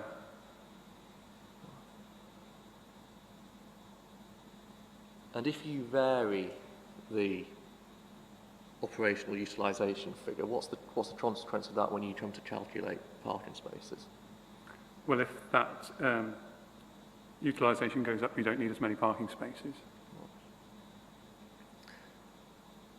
And if you don't know what figure was actually used, because it doesn't tell you, how can you make an assessment of whether the level of parking that's been assessed is correct or not? Is that something you're able to do or not? No, you can't.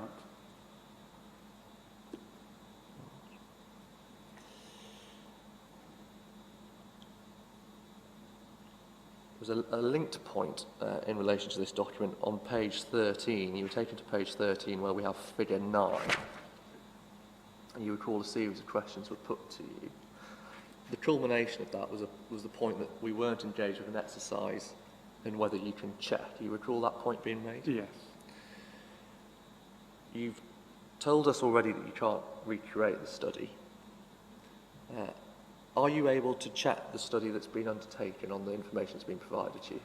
No, it's a PDF rather than a spreadsheet, so we can't interrogate it, we can't see how that's been utilised, and we don't know how the results of that have been used in determining the parking numbers. Are the inspectors able to do that? No, they're not. In that circumstance, does anybody in this room other than the appellant know whether the parking demand study was robust or not? No. Thank you. That was put to you in respect of 2.11. I just want to think about the update now. So can I ask you to pick up the update study, which is CD 223? And can I ask you, you'll see on the front page that it's dated 2020? Yes. And can I ask you to turn over to paragraph 1.2? You'll see the first sentence begins, since refusal of the planning application, ... Yes. So is this a report that's prepared before or after the decision of the council to refuse? This is after the decision. After. Now, so far as you're aware, is it the conclusions of the update study or the initial study that are being relied upon by the appellant here? It's the update that's being relied on. Thank you. If this was produced after the date of refusal, so after the assessment by officers and after the assessment by Jacobs, are you aware of anyone at the council, officers, Jacobs, yourself, or anybody else, having had the opportunity to test this assessment with the appellant? No. Are you aware of anybody else outside of the council, other than the appellant, having had the opportunity to test this? No.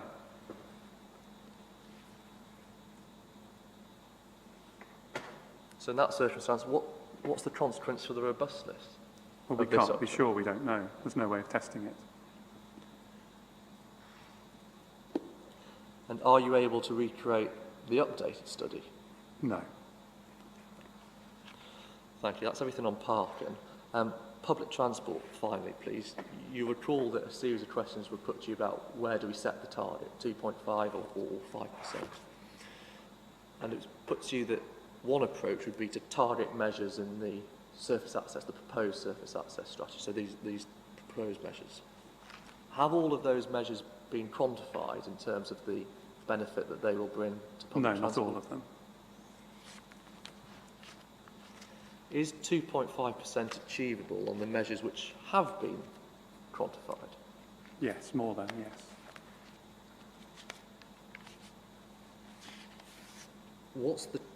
What would be the consequence then of the measures which haven't been quantified? Are they going to assist in increasing public transport, or are they going to detract from that? That would assist, it would increase the mode share. So if the inspectors want to consider what the consequence of the measures proposed in the surface access strategy are, has the appellant provided the information that allows them to do that, to work out what the benefit No, that could be they've achieved is? done a partial assessment.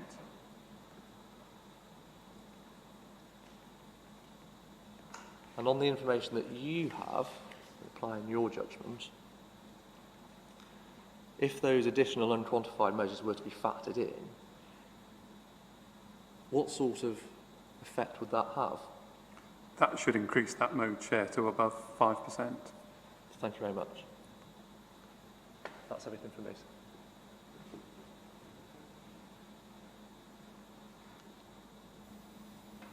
Thank you very much. Thank you.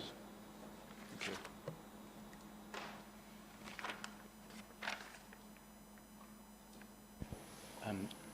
So you've probably noticed I've moved position. Squad rotation. Squad rotation. I'm now on the subs bench and about to leave the stadium altogether. I'll obviously be listening on the live view, but I'm going to leave you in the capable hands of Ms. Noble. If you'll forgive me, I will actually leave because I need to get on with some other things. But no disrespect to you or anyone else. I do assure you. By all means. Thank you.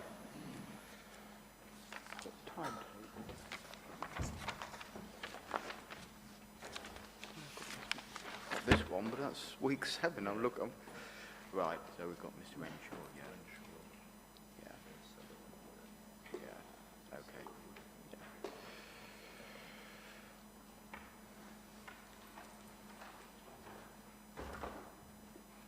Mr. Renshaw's just going to come down and read his statement. So as soon as I've got anybody else who will read it, he's going to read his statement through and into it if you want. Yeah. Morning, Mr. Renshaw.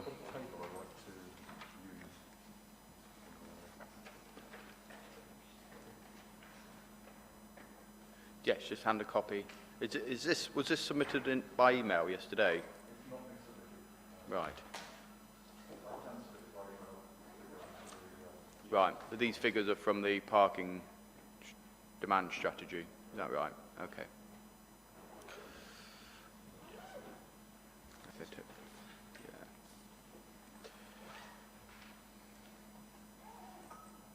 Right. So 45 minutes roughly. Oh, okay, we're doing all right. Yeah. And then probably we might be able to deal with him. We'll deal with him before lunch, won't we? It will easy. Yeah. And then we'll take a break for lunch. Yeah. Yeah.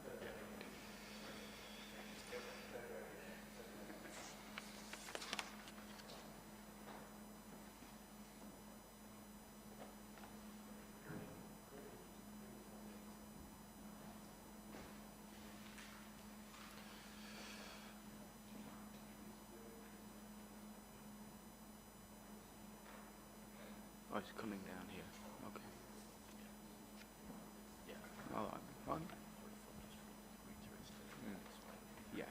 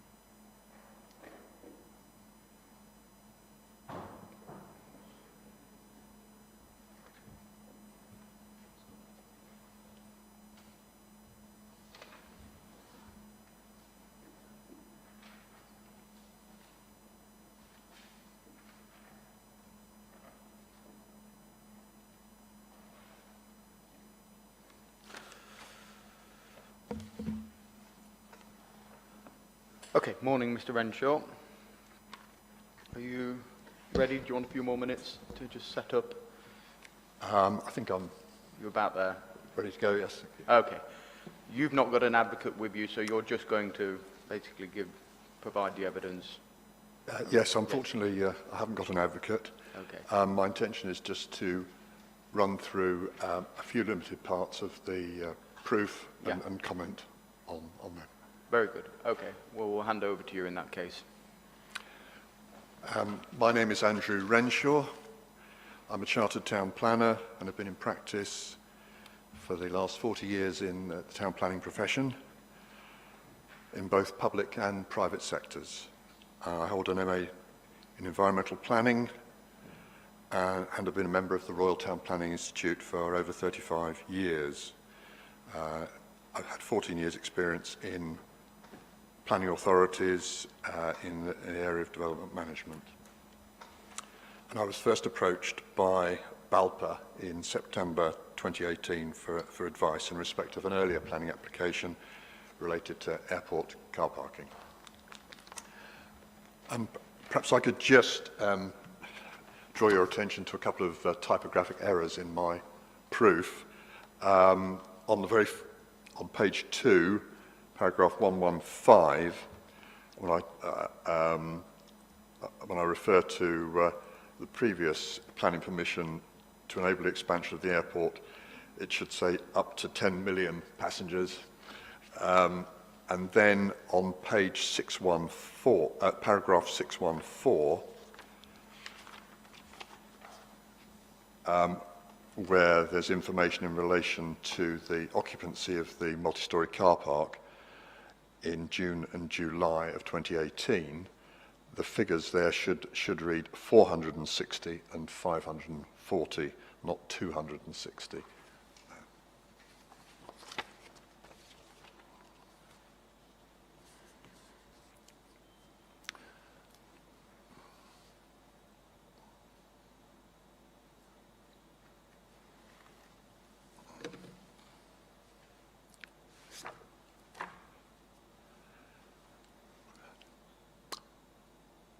So from my proof of evidence, perhaps I'll just extract some aspects relevant to the demand for parking, particularly in relation to low cost and premium parking and that relationship, and also in respect of staff parking. You'll have noticed in the first part of my proof, I dealt with the implementation of additional parking space since the outline planning permission was granted in 2011. To enable the growth of the airport. And that, in relation to parking, that permission was subject to various phases. And if I just refer to paragraph 3.1.7, where I say, firstly, condition 7 required that the first part of the seasonal car park should not be brought into use until the first phase of the multi-storey car park had been completed and was in use. Then there was condition 11 required that the first part of the seasonal car park should not be brought into use until it had been demonstrated that passenger throughput had reached 8 million passengers in the preceding year.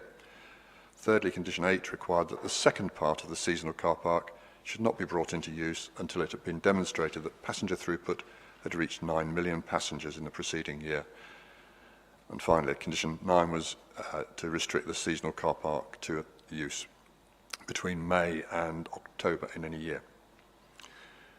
Now, going on to paragraph 3.1.9, I pointed out that the planning statement submitted with the outline application identified the phasing of the car park construction, and that was in Appendix 2 of my proof. Phase 1 involved the assembly of the site for the multi-storey car park, which required the relocation of the car rental facilities to the south side and some extension and redevelopment of the Silver Zone car parking. Phase 2 involved the construction of 1,800 multi-storey car park spaces. Phase 3 involved the seasonal overflow car park extension to accommodate the construction of the second multi-storey car park as the fourth phase. So if I might comment on that, in the planning statement, the timing given for the phases indicated that phase 3 that I've just referred to, the Silver Zone car park extension, would be needed by 2014. So that the first phase of the multi-storey car park should have been available by then. In practice, the seasonal car park came into use in 2017, but it was not until 2018 that the first phase of the multi-storey car park, with just under 900 spaces, was completed. So the first phase of the car park, the multi-storey car park, was originally intended to be the phase with the transport interchange, as I understand it. I then look at demand for low-cost car parking at the airport. And if I might refer you to paragraph 3.1.16, when I refer to planning application 16P 1455, which sought planning permission for the development of the first 5-storey multi-storey car park, but this was now proposed to be built in 2 phases. And in its planning statement, Bristol Airport justified that change on the assessment of demand for lower cost car parking. Between 2011 and 2016, the airport stated that the Silver Zone car park had full occupancy during the peak, but the higher cost parking north side had only 85% occupancy, down from 88% previously.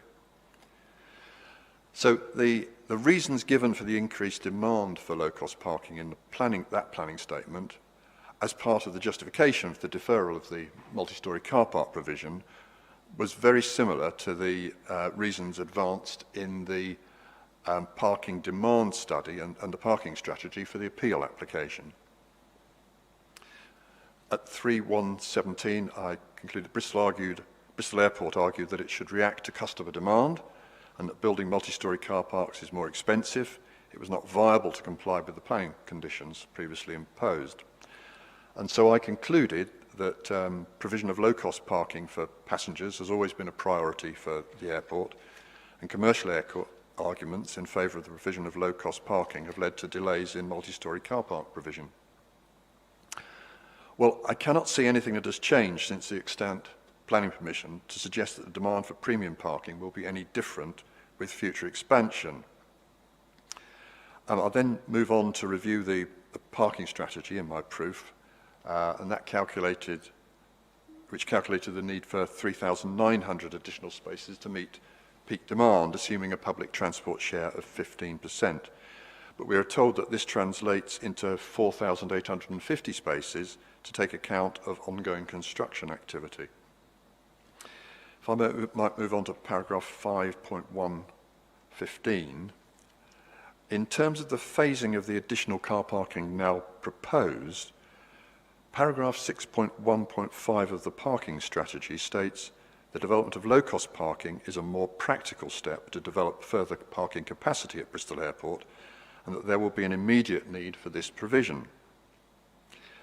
And 5.1.16, following negotiations with North Somerset Council's officers during the consideration of the application, Bristol Airport agreed to increase the target for public transport use by passengers to 17.5%.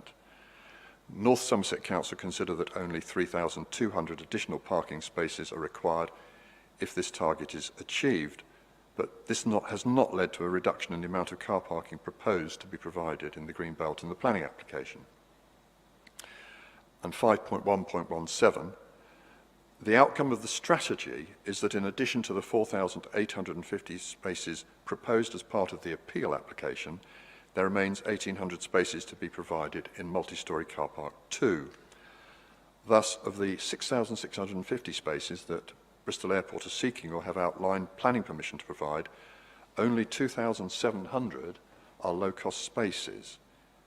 It is questionable whether this reflects the stated emphasis on the requirement for low-cost parking. Now, in his rebuttal, Mr. Melling's rebuttal, that is, if you'd like to refer to that, it's at it's BAL/7/3 on page 42 at paragraph 4335. Mr. Melling, it's page 42?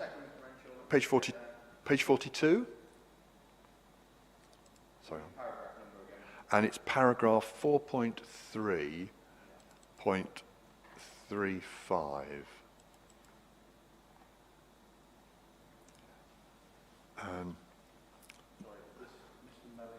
It's not the transport proof, it's the planning proof. Sorry, I beg your pardon, it's a rebuttal, so that is BAL 7/7/3.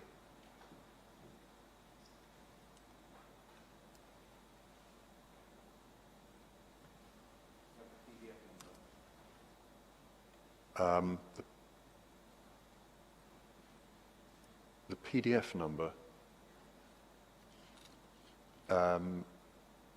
So it's Oh, sorry, I thought it said the PDF number. Sorry. A paragraph number is 4.3.35.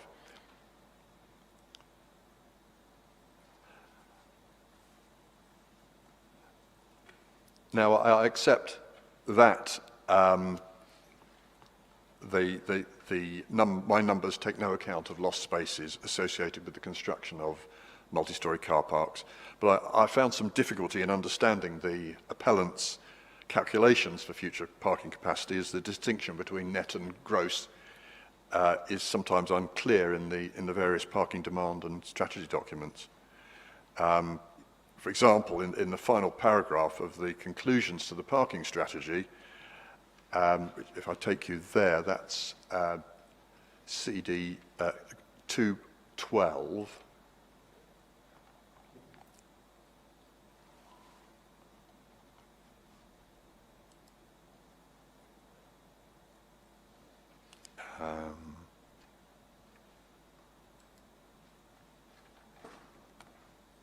Sorry,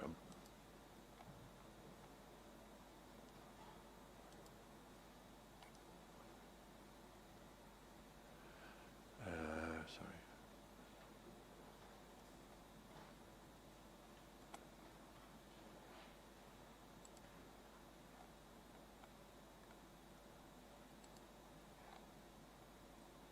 I get everybody else there, but except myself. In the final, very final paragraph of that document,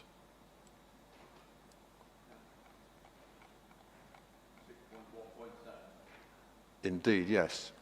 It reads, whilst the proposed car parking solution provides a total of 4,850 spaces against a requirement for 3,900 spaces, this additional capacity will provide the flexibility required to respond to the displacement of spaces during ongoing construction activity. So it did kind of imply that there was a gross 4,850. So, but I accept that the figure, the net figure, is 3,900 spaces, of which 2,700 are clearly low-cost spaces in the Silver Zone extension, which means that there must be a net increase of space of provision of multi-storey car park 3 of 1,200 spaces.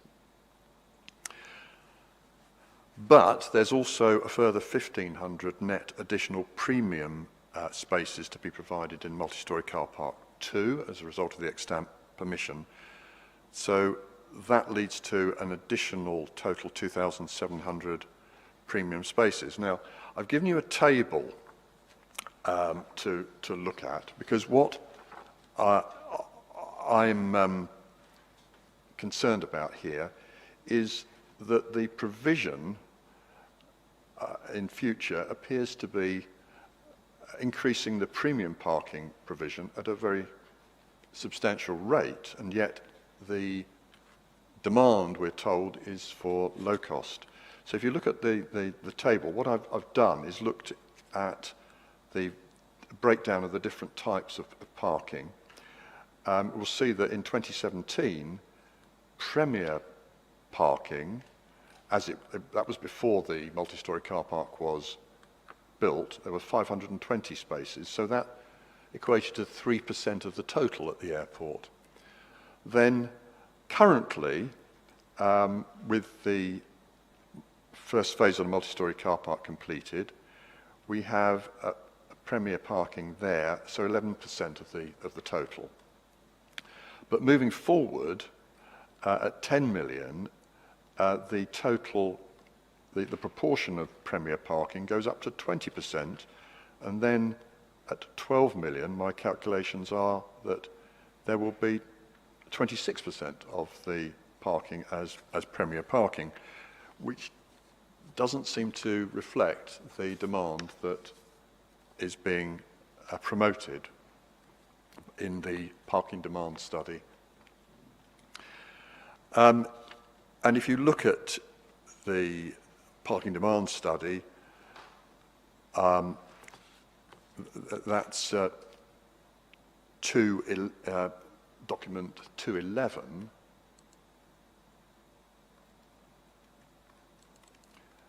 and page 31,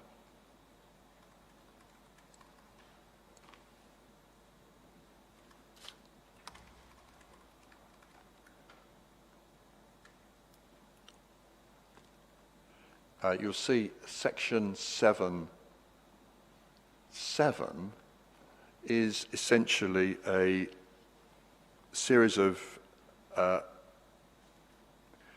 the requirements for future parking. And on most counts, the requirement is for low-cost parking. And the reasons given are that it will attract cars away from unauthorised car parks, that additional car demand is coming from passengers who will be more price sensitive, and the demand is coming from further away, for example, Devon and Cornwall, where the additional time transferring from the silver zone to the airport won't be an issue. And it also refers also to the predominance of early flights in the morning for leisure travellers.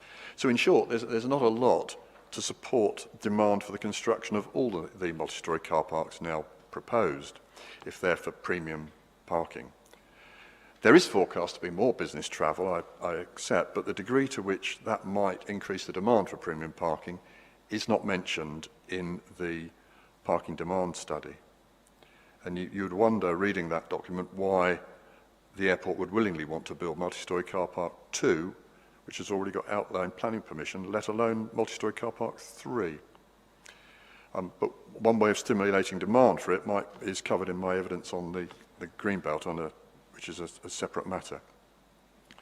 So, and now I'd like to move on to the other part, my proof, the staff parking demand, because the evidence provided by the airport. Can I just ask you a question before we move on to staff parking? Yeah. Just on that. So, as I understand your concern is you're pointing to some inconsistency between what your table sort of shows going forward in terms of where the emphasis is of premier parking and what the parking demand highlights, which is the increase in low-cost parking. That's correct, yes. Would I assume then from that you would support a condition as has been proposed where there is a monitor and manage approach to the parking so that it allows that flexibility? Yes, that would help, yes. Right, okay. Carry on. So at 6.3.1 of my proof, I deal with staff travel and parking. The draft workplace travel plan sets out the difficulties that staff have in travelling to work by means other than the car, and the difficulties of car sharing. And I quote, the 2017 questionnaire results suggest that 60% of employees work variable shift patterns. Most airlines operating at Bristol operate their flights over an 18-hour day, commencing with departures from 600 hours onwards. Airline employees will work shift patterns set out in their crew roster with start and finish times varying from day to day. As an additional complexity, they are unlikely to work with the same people from one day to the next. The hours worked by security employees, terminal building concessionaires, handling agents and flight catering will also be related to the flight schedule, and hours can vary from day to day.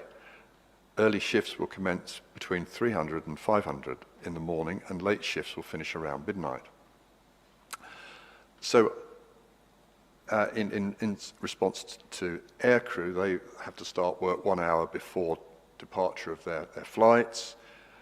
Late shifts will finish around midnight, as the workplace travel plan says.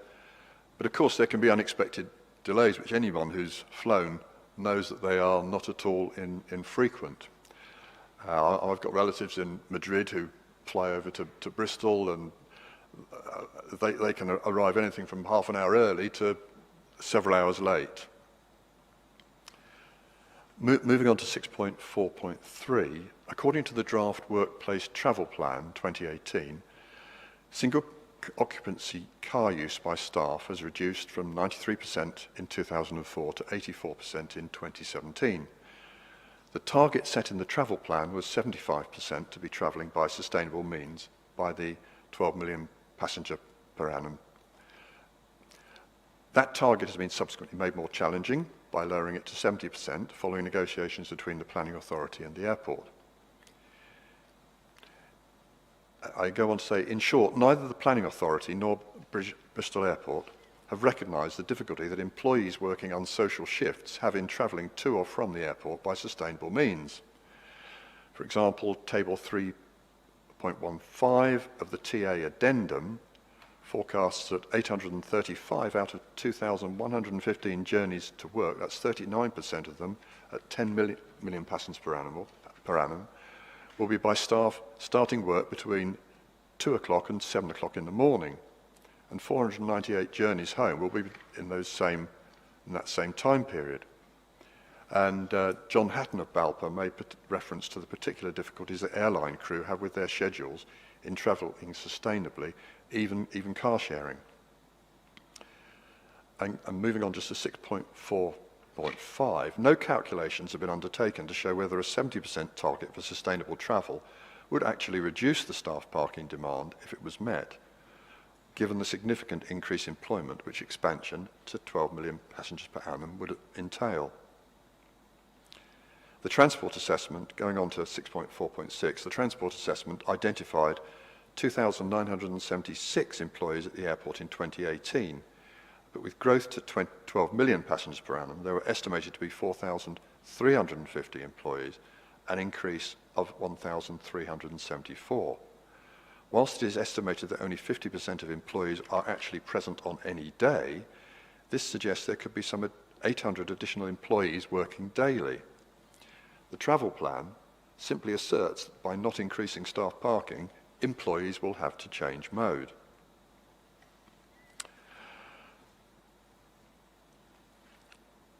Now, and my final point, 6.4.7, airline staff amount to 30% of employees based at the airport. It is difficult to see how the 70% target for sustainable travel can realistically be achieved by airline staff given this situation.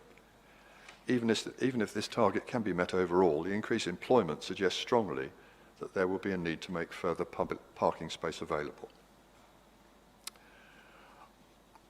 Well, Mr. Witchell's proof, perhaps go there, that's BAL 4/2 and page 74.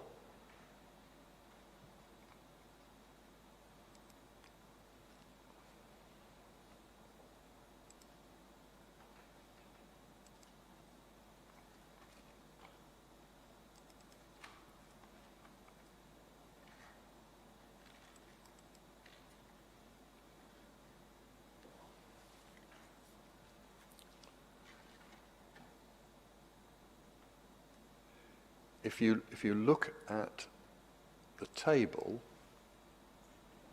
it does demonstrate the large number of employees that will be travelling to the airport on a given day at 12 million passengers per annum.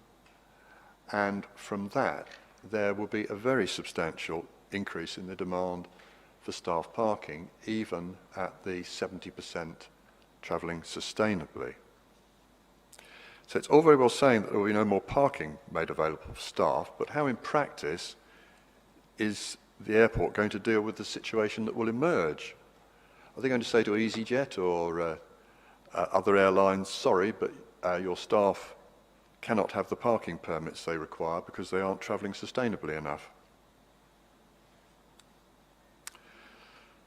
So, moving on to staff parking and planning policy at paragraph 6.5.1, the approach to staff parking is contrary to policy CS11 of the core strategy. The relevant part of this policy states that adequate parking must be provided and managed to meet the needs of anticipated users, residents, workers and visitors in usable spaces.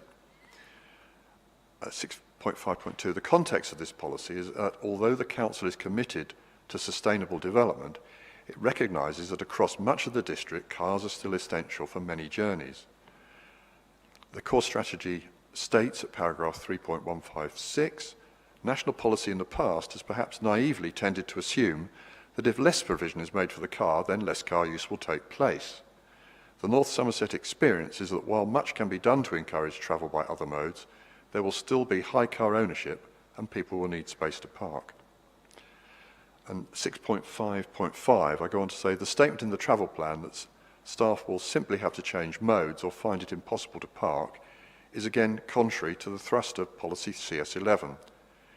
And there is already anecdotal evidence of aircrew arriving for the afternoon or evening shift being unable to find a space in the Silver Zone car park and having to drive back north side to find a space in a multi-storey car park, and as a consequence leading to a delayed flight departure. So I feel that neither the airport nor North Somerset Council are being realistic about shifting the demand for staff travel so far towards sustainable means. And North Somerset Council has ignored the point made in the local plan about travel in rural areas. I mean, the airport is simply not in a sustainable location from a transport point of view. And then finally, I'd like to quote from 7.1.2 to 7.1.4. In November 2019, the Council sent a list of Transport and Highway summary comments to the airport. The report considered staff transport provision and noted the issue that the majority of staff working airside, such as pilots, cabin crew, terminal operatives and retail workers. At section 8, staff transport provision, it commented, from a review of the workplace travel plan, it is noted that some staff will be working within the new staff building, south side. However, the majority airside staff, such as pilots, stewards, stewardesses, terminal operatives and retail workers, work north side. Consideration should be given by BAL to locating some staff parking relative to their working locations, with a view to reducing staff trips on the A38 outside the main entrance. However, we would encourage activity to support public transport in preference to parking location changes. And the response in terms of the sustainable travel at paragraph 7.1.4, 7.1.4, I'm again referring to that document where North Somerset Council requires the airport to detail their specific plans for public transport improvements for staff travel, including to serve shift patterns around early morning, late night flight peaks. Following on from consideration should be given by the airport of staff parking locations relative to staff working locations and justification provided, including detail for any changes proposed within the workplace travel plan. As parking will be less available for staff, clear proposals are required on how demand and supply will be managed by the airport, not only for the airport staff, but for employees of all companies on site. It is recommended that BAL bring forward a review of airport-wide staff parking charges to encourage less car use and to drive increases in public transport and smarter choices.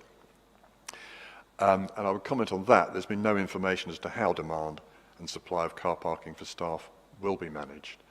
I doubt that, given the comments I've made earlier about the times when staff are travelling, that increased parking charges will have a significant effect on the numbers travelling, as there would be no reasonable option other than to drive in the hours when they're travelling or where they live, which may well require changes of bus to catch the airport bus.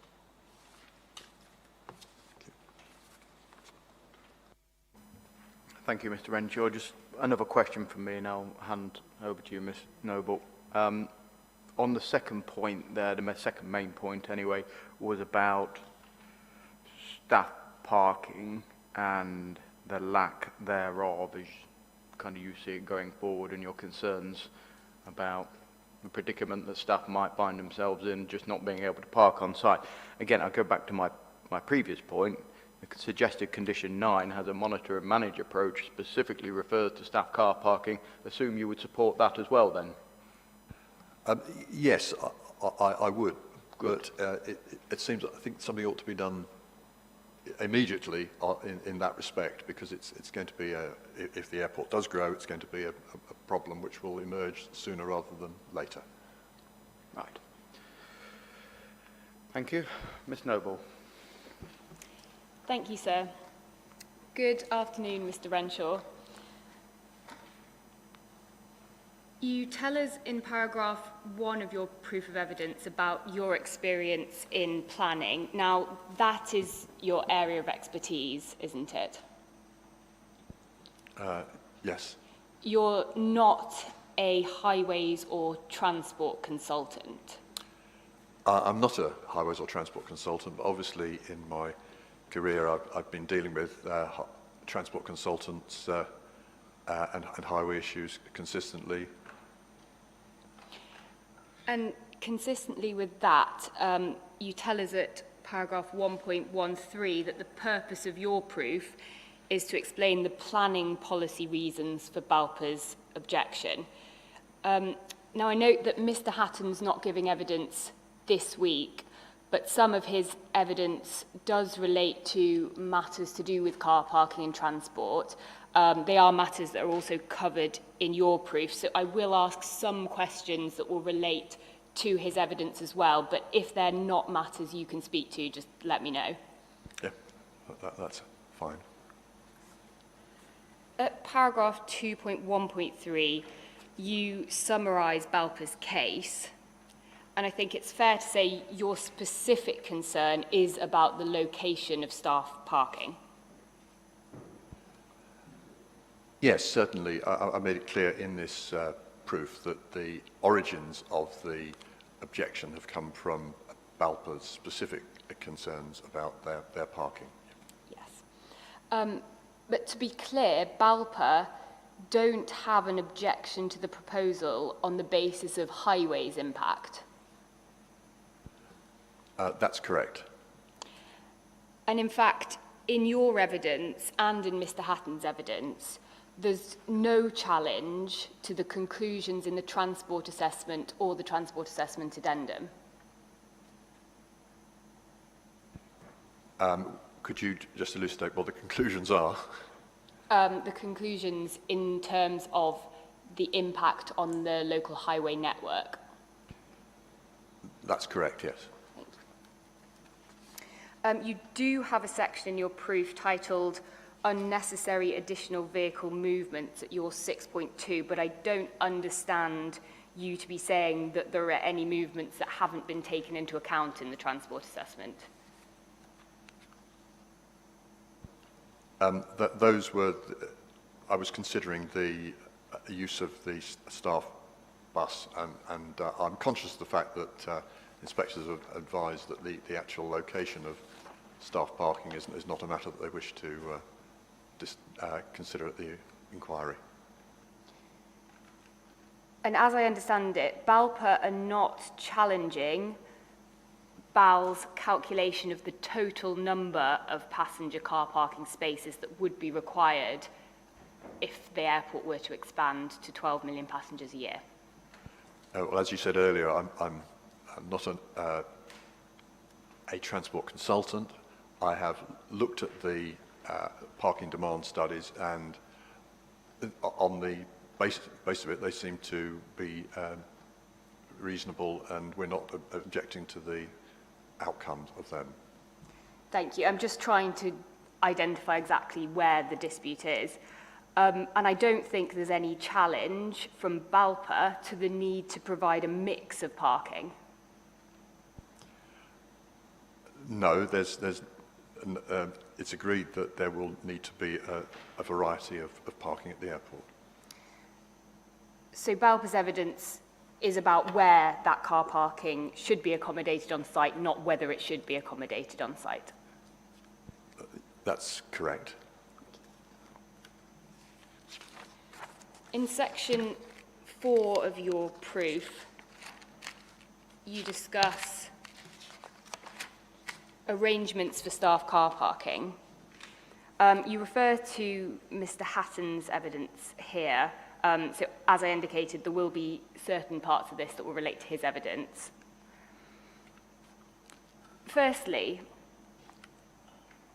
the merits of the current staff parking arrangements are primarily an operational matter. That is something that the inspectors have determined, and I'm prepared to abide by that. And indeed, there's no proposal at all to move staff car parking as part of this appeal.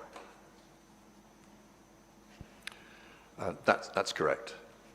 That has been considered as part of a previous application, which was associated with the increase to 10 million passengers a year. So I think we can agree that the sufficiency or the merits of the current staff parking arrangements are not material planning considerations. Well, my view is different on that, because I don't consider that the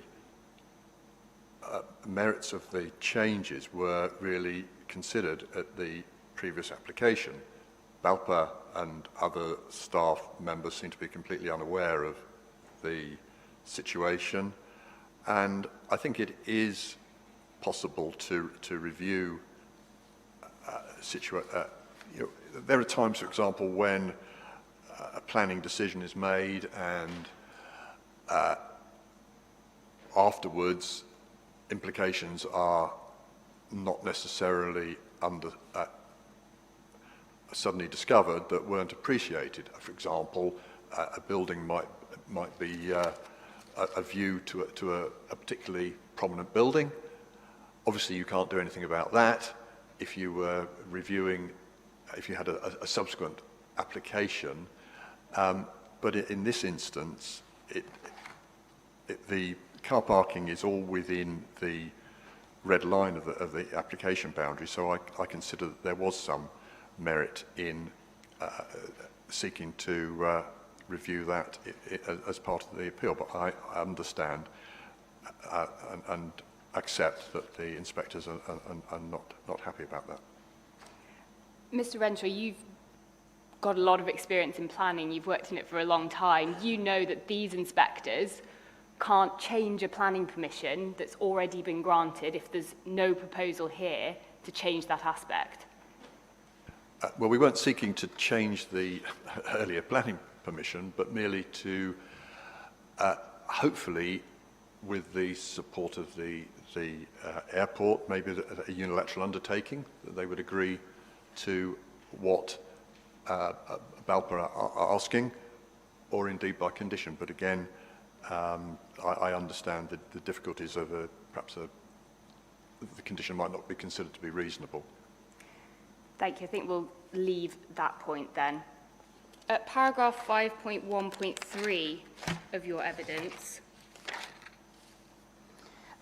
just one point of clarification here.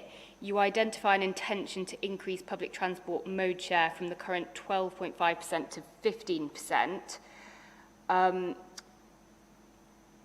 We'll hear evidence from Mr. Witchells later in the week, but just so that we're clear on this, the commitment is to increase by 2.5%, and that's 0.5% per annum above the current baseline, not absolute figures. Thank you. That aside, looking at your paragraphs 5.1.3 to 5.1.5, you summarise various points from the parking demand study, but you don't actually make any criticism of that study.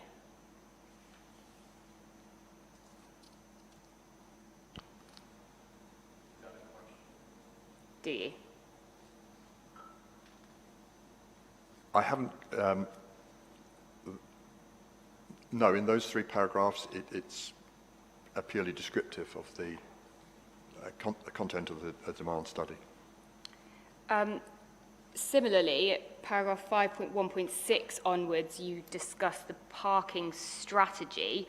I think the only criticism you make here is in your paragraph 5.1.17, and it's about the proportion of low-cost parking to be provided. That's the only criticism you make, isn't it? That's correct. and we've already discussed this in your evidence in chief, and you clarified various points about your calculation, but we can agree that when we're looking at MSCP2, that already has planning permission, is not part of this appeal, is it? That's correct, but it's we assume it is going to be constructed before the implementation of the appeal application, should that be successful. And you don't make any substantive criticism of the need to provide a mix of parking as set out in the parking demand study and the parking strategy?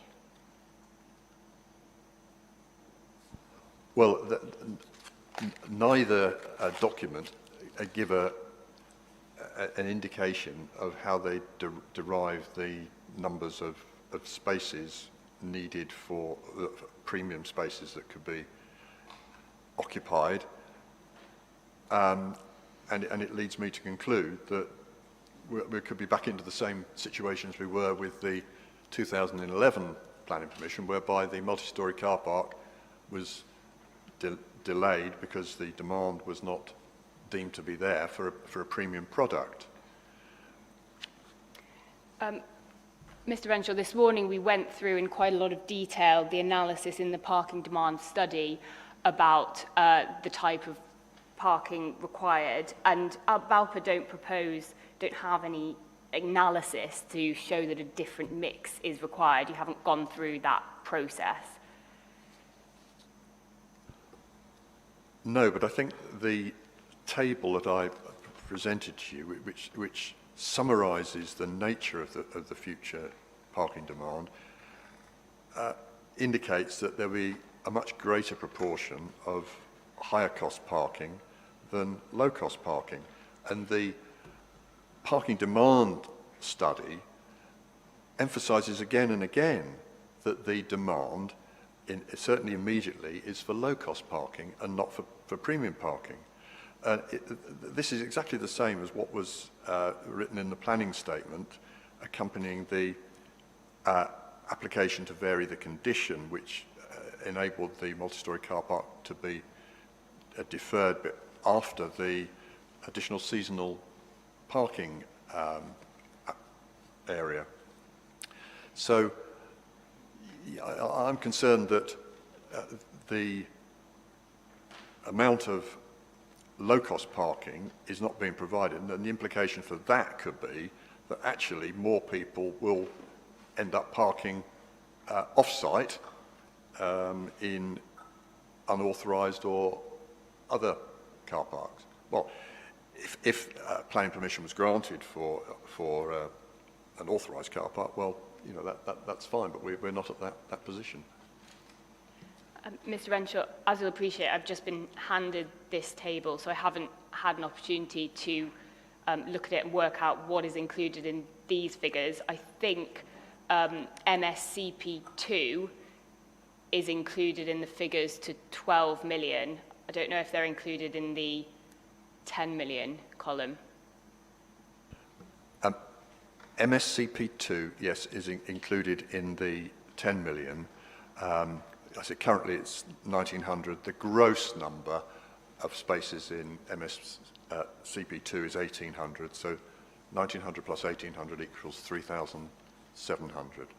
There are, of course, you'll see that the numbers for long stay is actually reduced because the multi-storey car park is being built on the site of existing parking spaces. Okay, well, Mr. Witchells can speak to this later in the week, I think, rather than getting too bogged down with that. Thank you. Looking at your section 6, titled BALPA's Objections to the Appeal Application,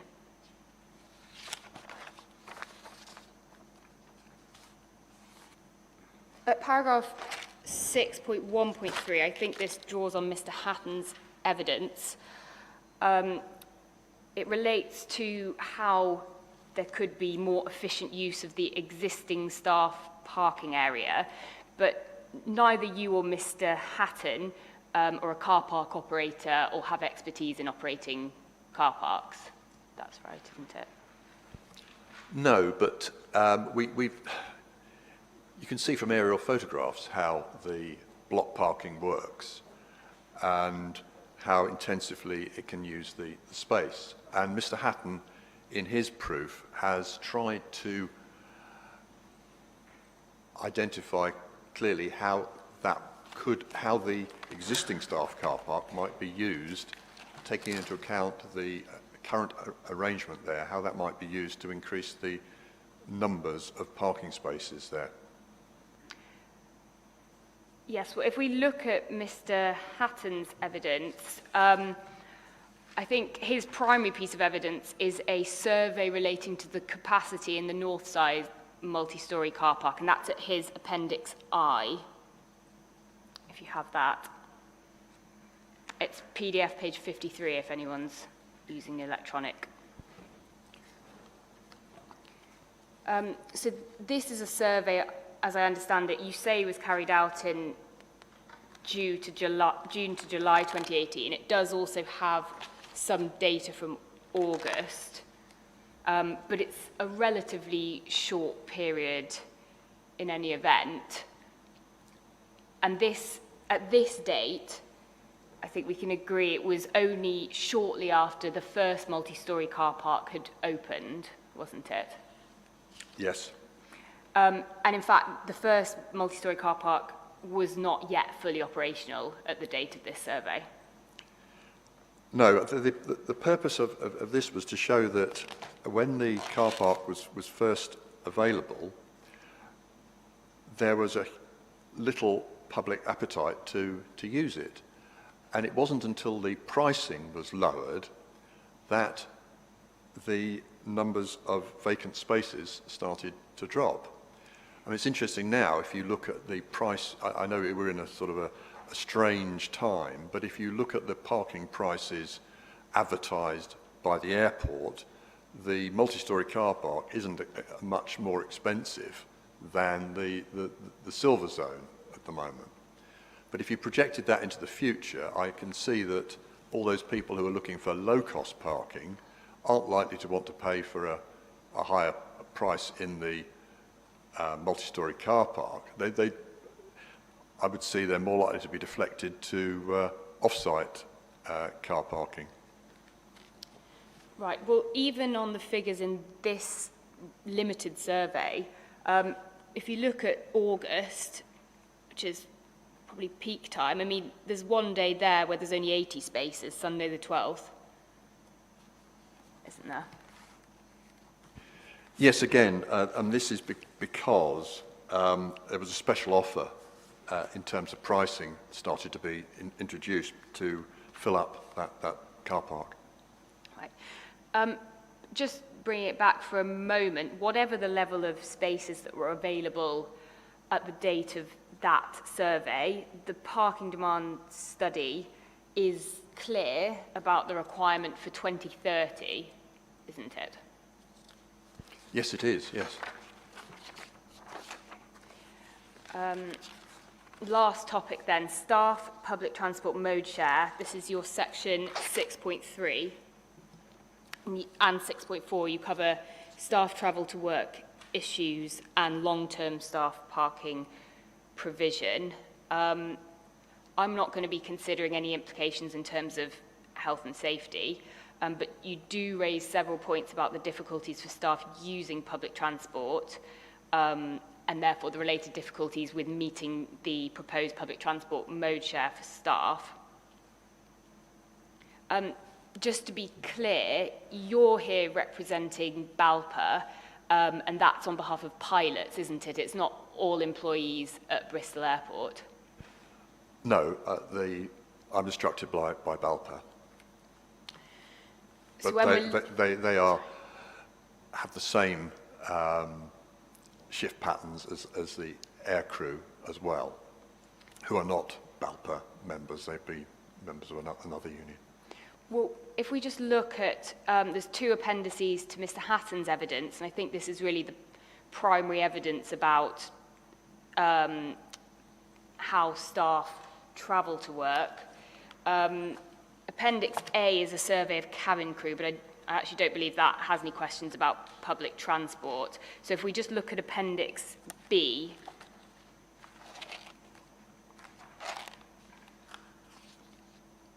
and this is just a survey of EasyJet pilots, I believe.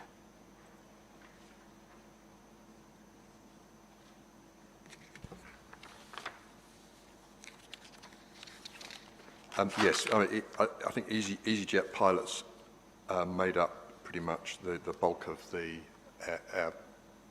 airline staff at that time.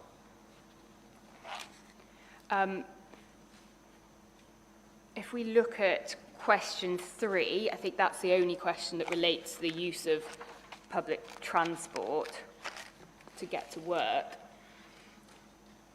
And it identifies that only 1.1% are recorded as answering yes to the question of whether they usually use public transport to get to and from work. But as you've just identified, that's only EasyJet pilots, and it's a pretty narrow group of employees at the airport, isn't it? I could imagine that given the fact that 60% of staff will be working shifts, difficult shifts, that although this is at the extreme end, there will, or let's start again. One of the things that I make a point, if the overall amount, the overall target for single occupancy vehicle travel is 70%, and you've got particular groups for whom it's going to be very difficult to travel any other way, then it implies that other employees at the airport are going to have a much lower single occupancy vehicle rate to mitigate for those who can't achieve that. Well, I'm sure you're right, there will be groups of employees that have a greater propensity to travel by car, and those have a greater propensity to travel by public transport. But this survey, I think, as you just accepted, isn't representative of all employees at the airport, is it? No, and I don't think it was ever intended to be either. It also wouldn't include any EasyJet pilots that occasionally use public transport to travel to work. It's just those that usually do. Yes, I think that's consistent with travel surveys normally. But these results are not consistent with Mr. Whitchell's evidence, his table 6.9, which shows the existing percentage of all staff using single occupancy private car. I think you actually quote that percentage in your evidence. It's 84%. If we just want to look at that table, it's on page 68, which is PDF page 74 of his evidence.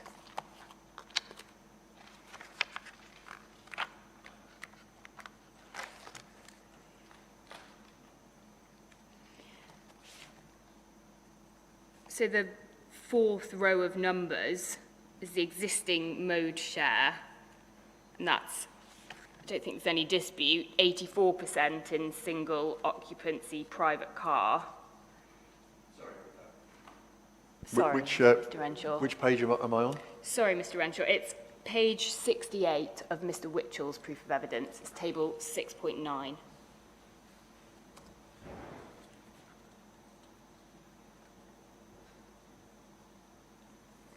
Oh.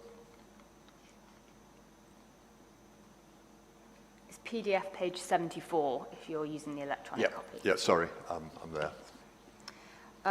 So the existing percentage of all staff using single occupancy private car shown as 84%, and if you add up just along that row the 9% of the 1% for bus and staff minibus, that's 10% using bus or staff minibus. So that's not, rather indicates that your survey is not necessarily representative of all employees, all staff. No, I as far as we can tell, these figures which come, I think, from the workplace travel plan survey have quite are reasonably representative. Thank you. And as part of the proposal, BAL are including a substantial package of public transport improvements. Yes, I'm aware of that. We don't need to turn it up, it's detailed in Mr. Witchell's evidence in his section 6.5.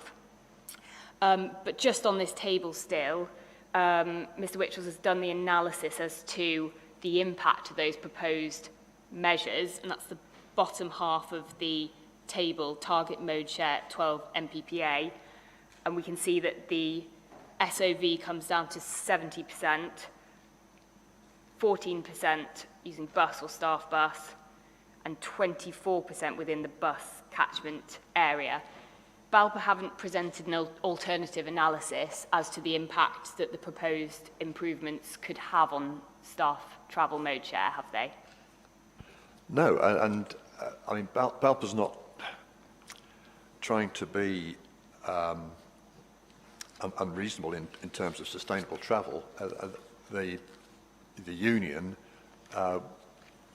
would encourage it, but it's simply the times that staff are either heading off to work or coming home from work that means that the public transport offer is very, very limited. And for many people, you've got to be close to the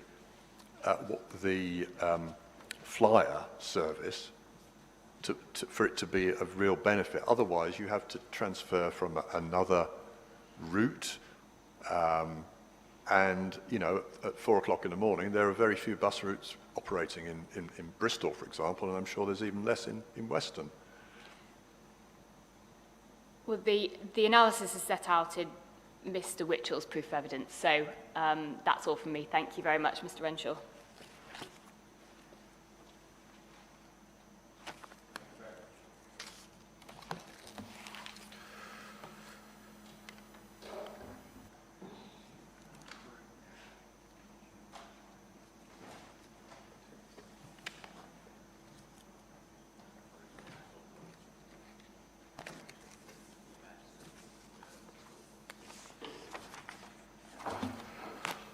Right, we'll take lunch now for an hour. We'll come back at 1:30, and this afternoon we'll hear from Miss Sutherland first, then Miss Beth, and then Miss Byrne. Hopefully get through all three of those this afternoon.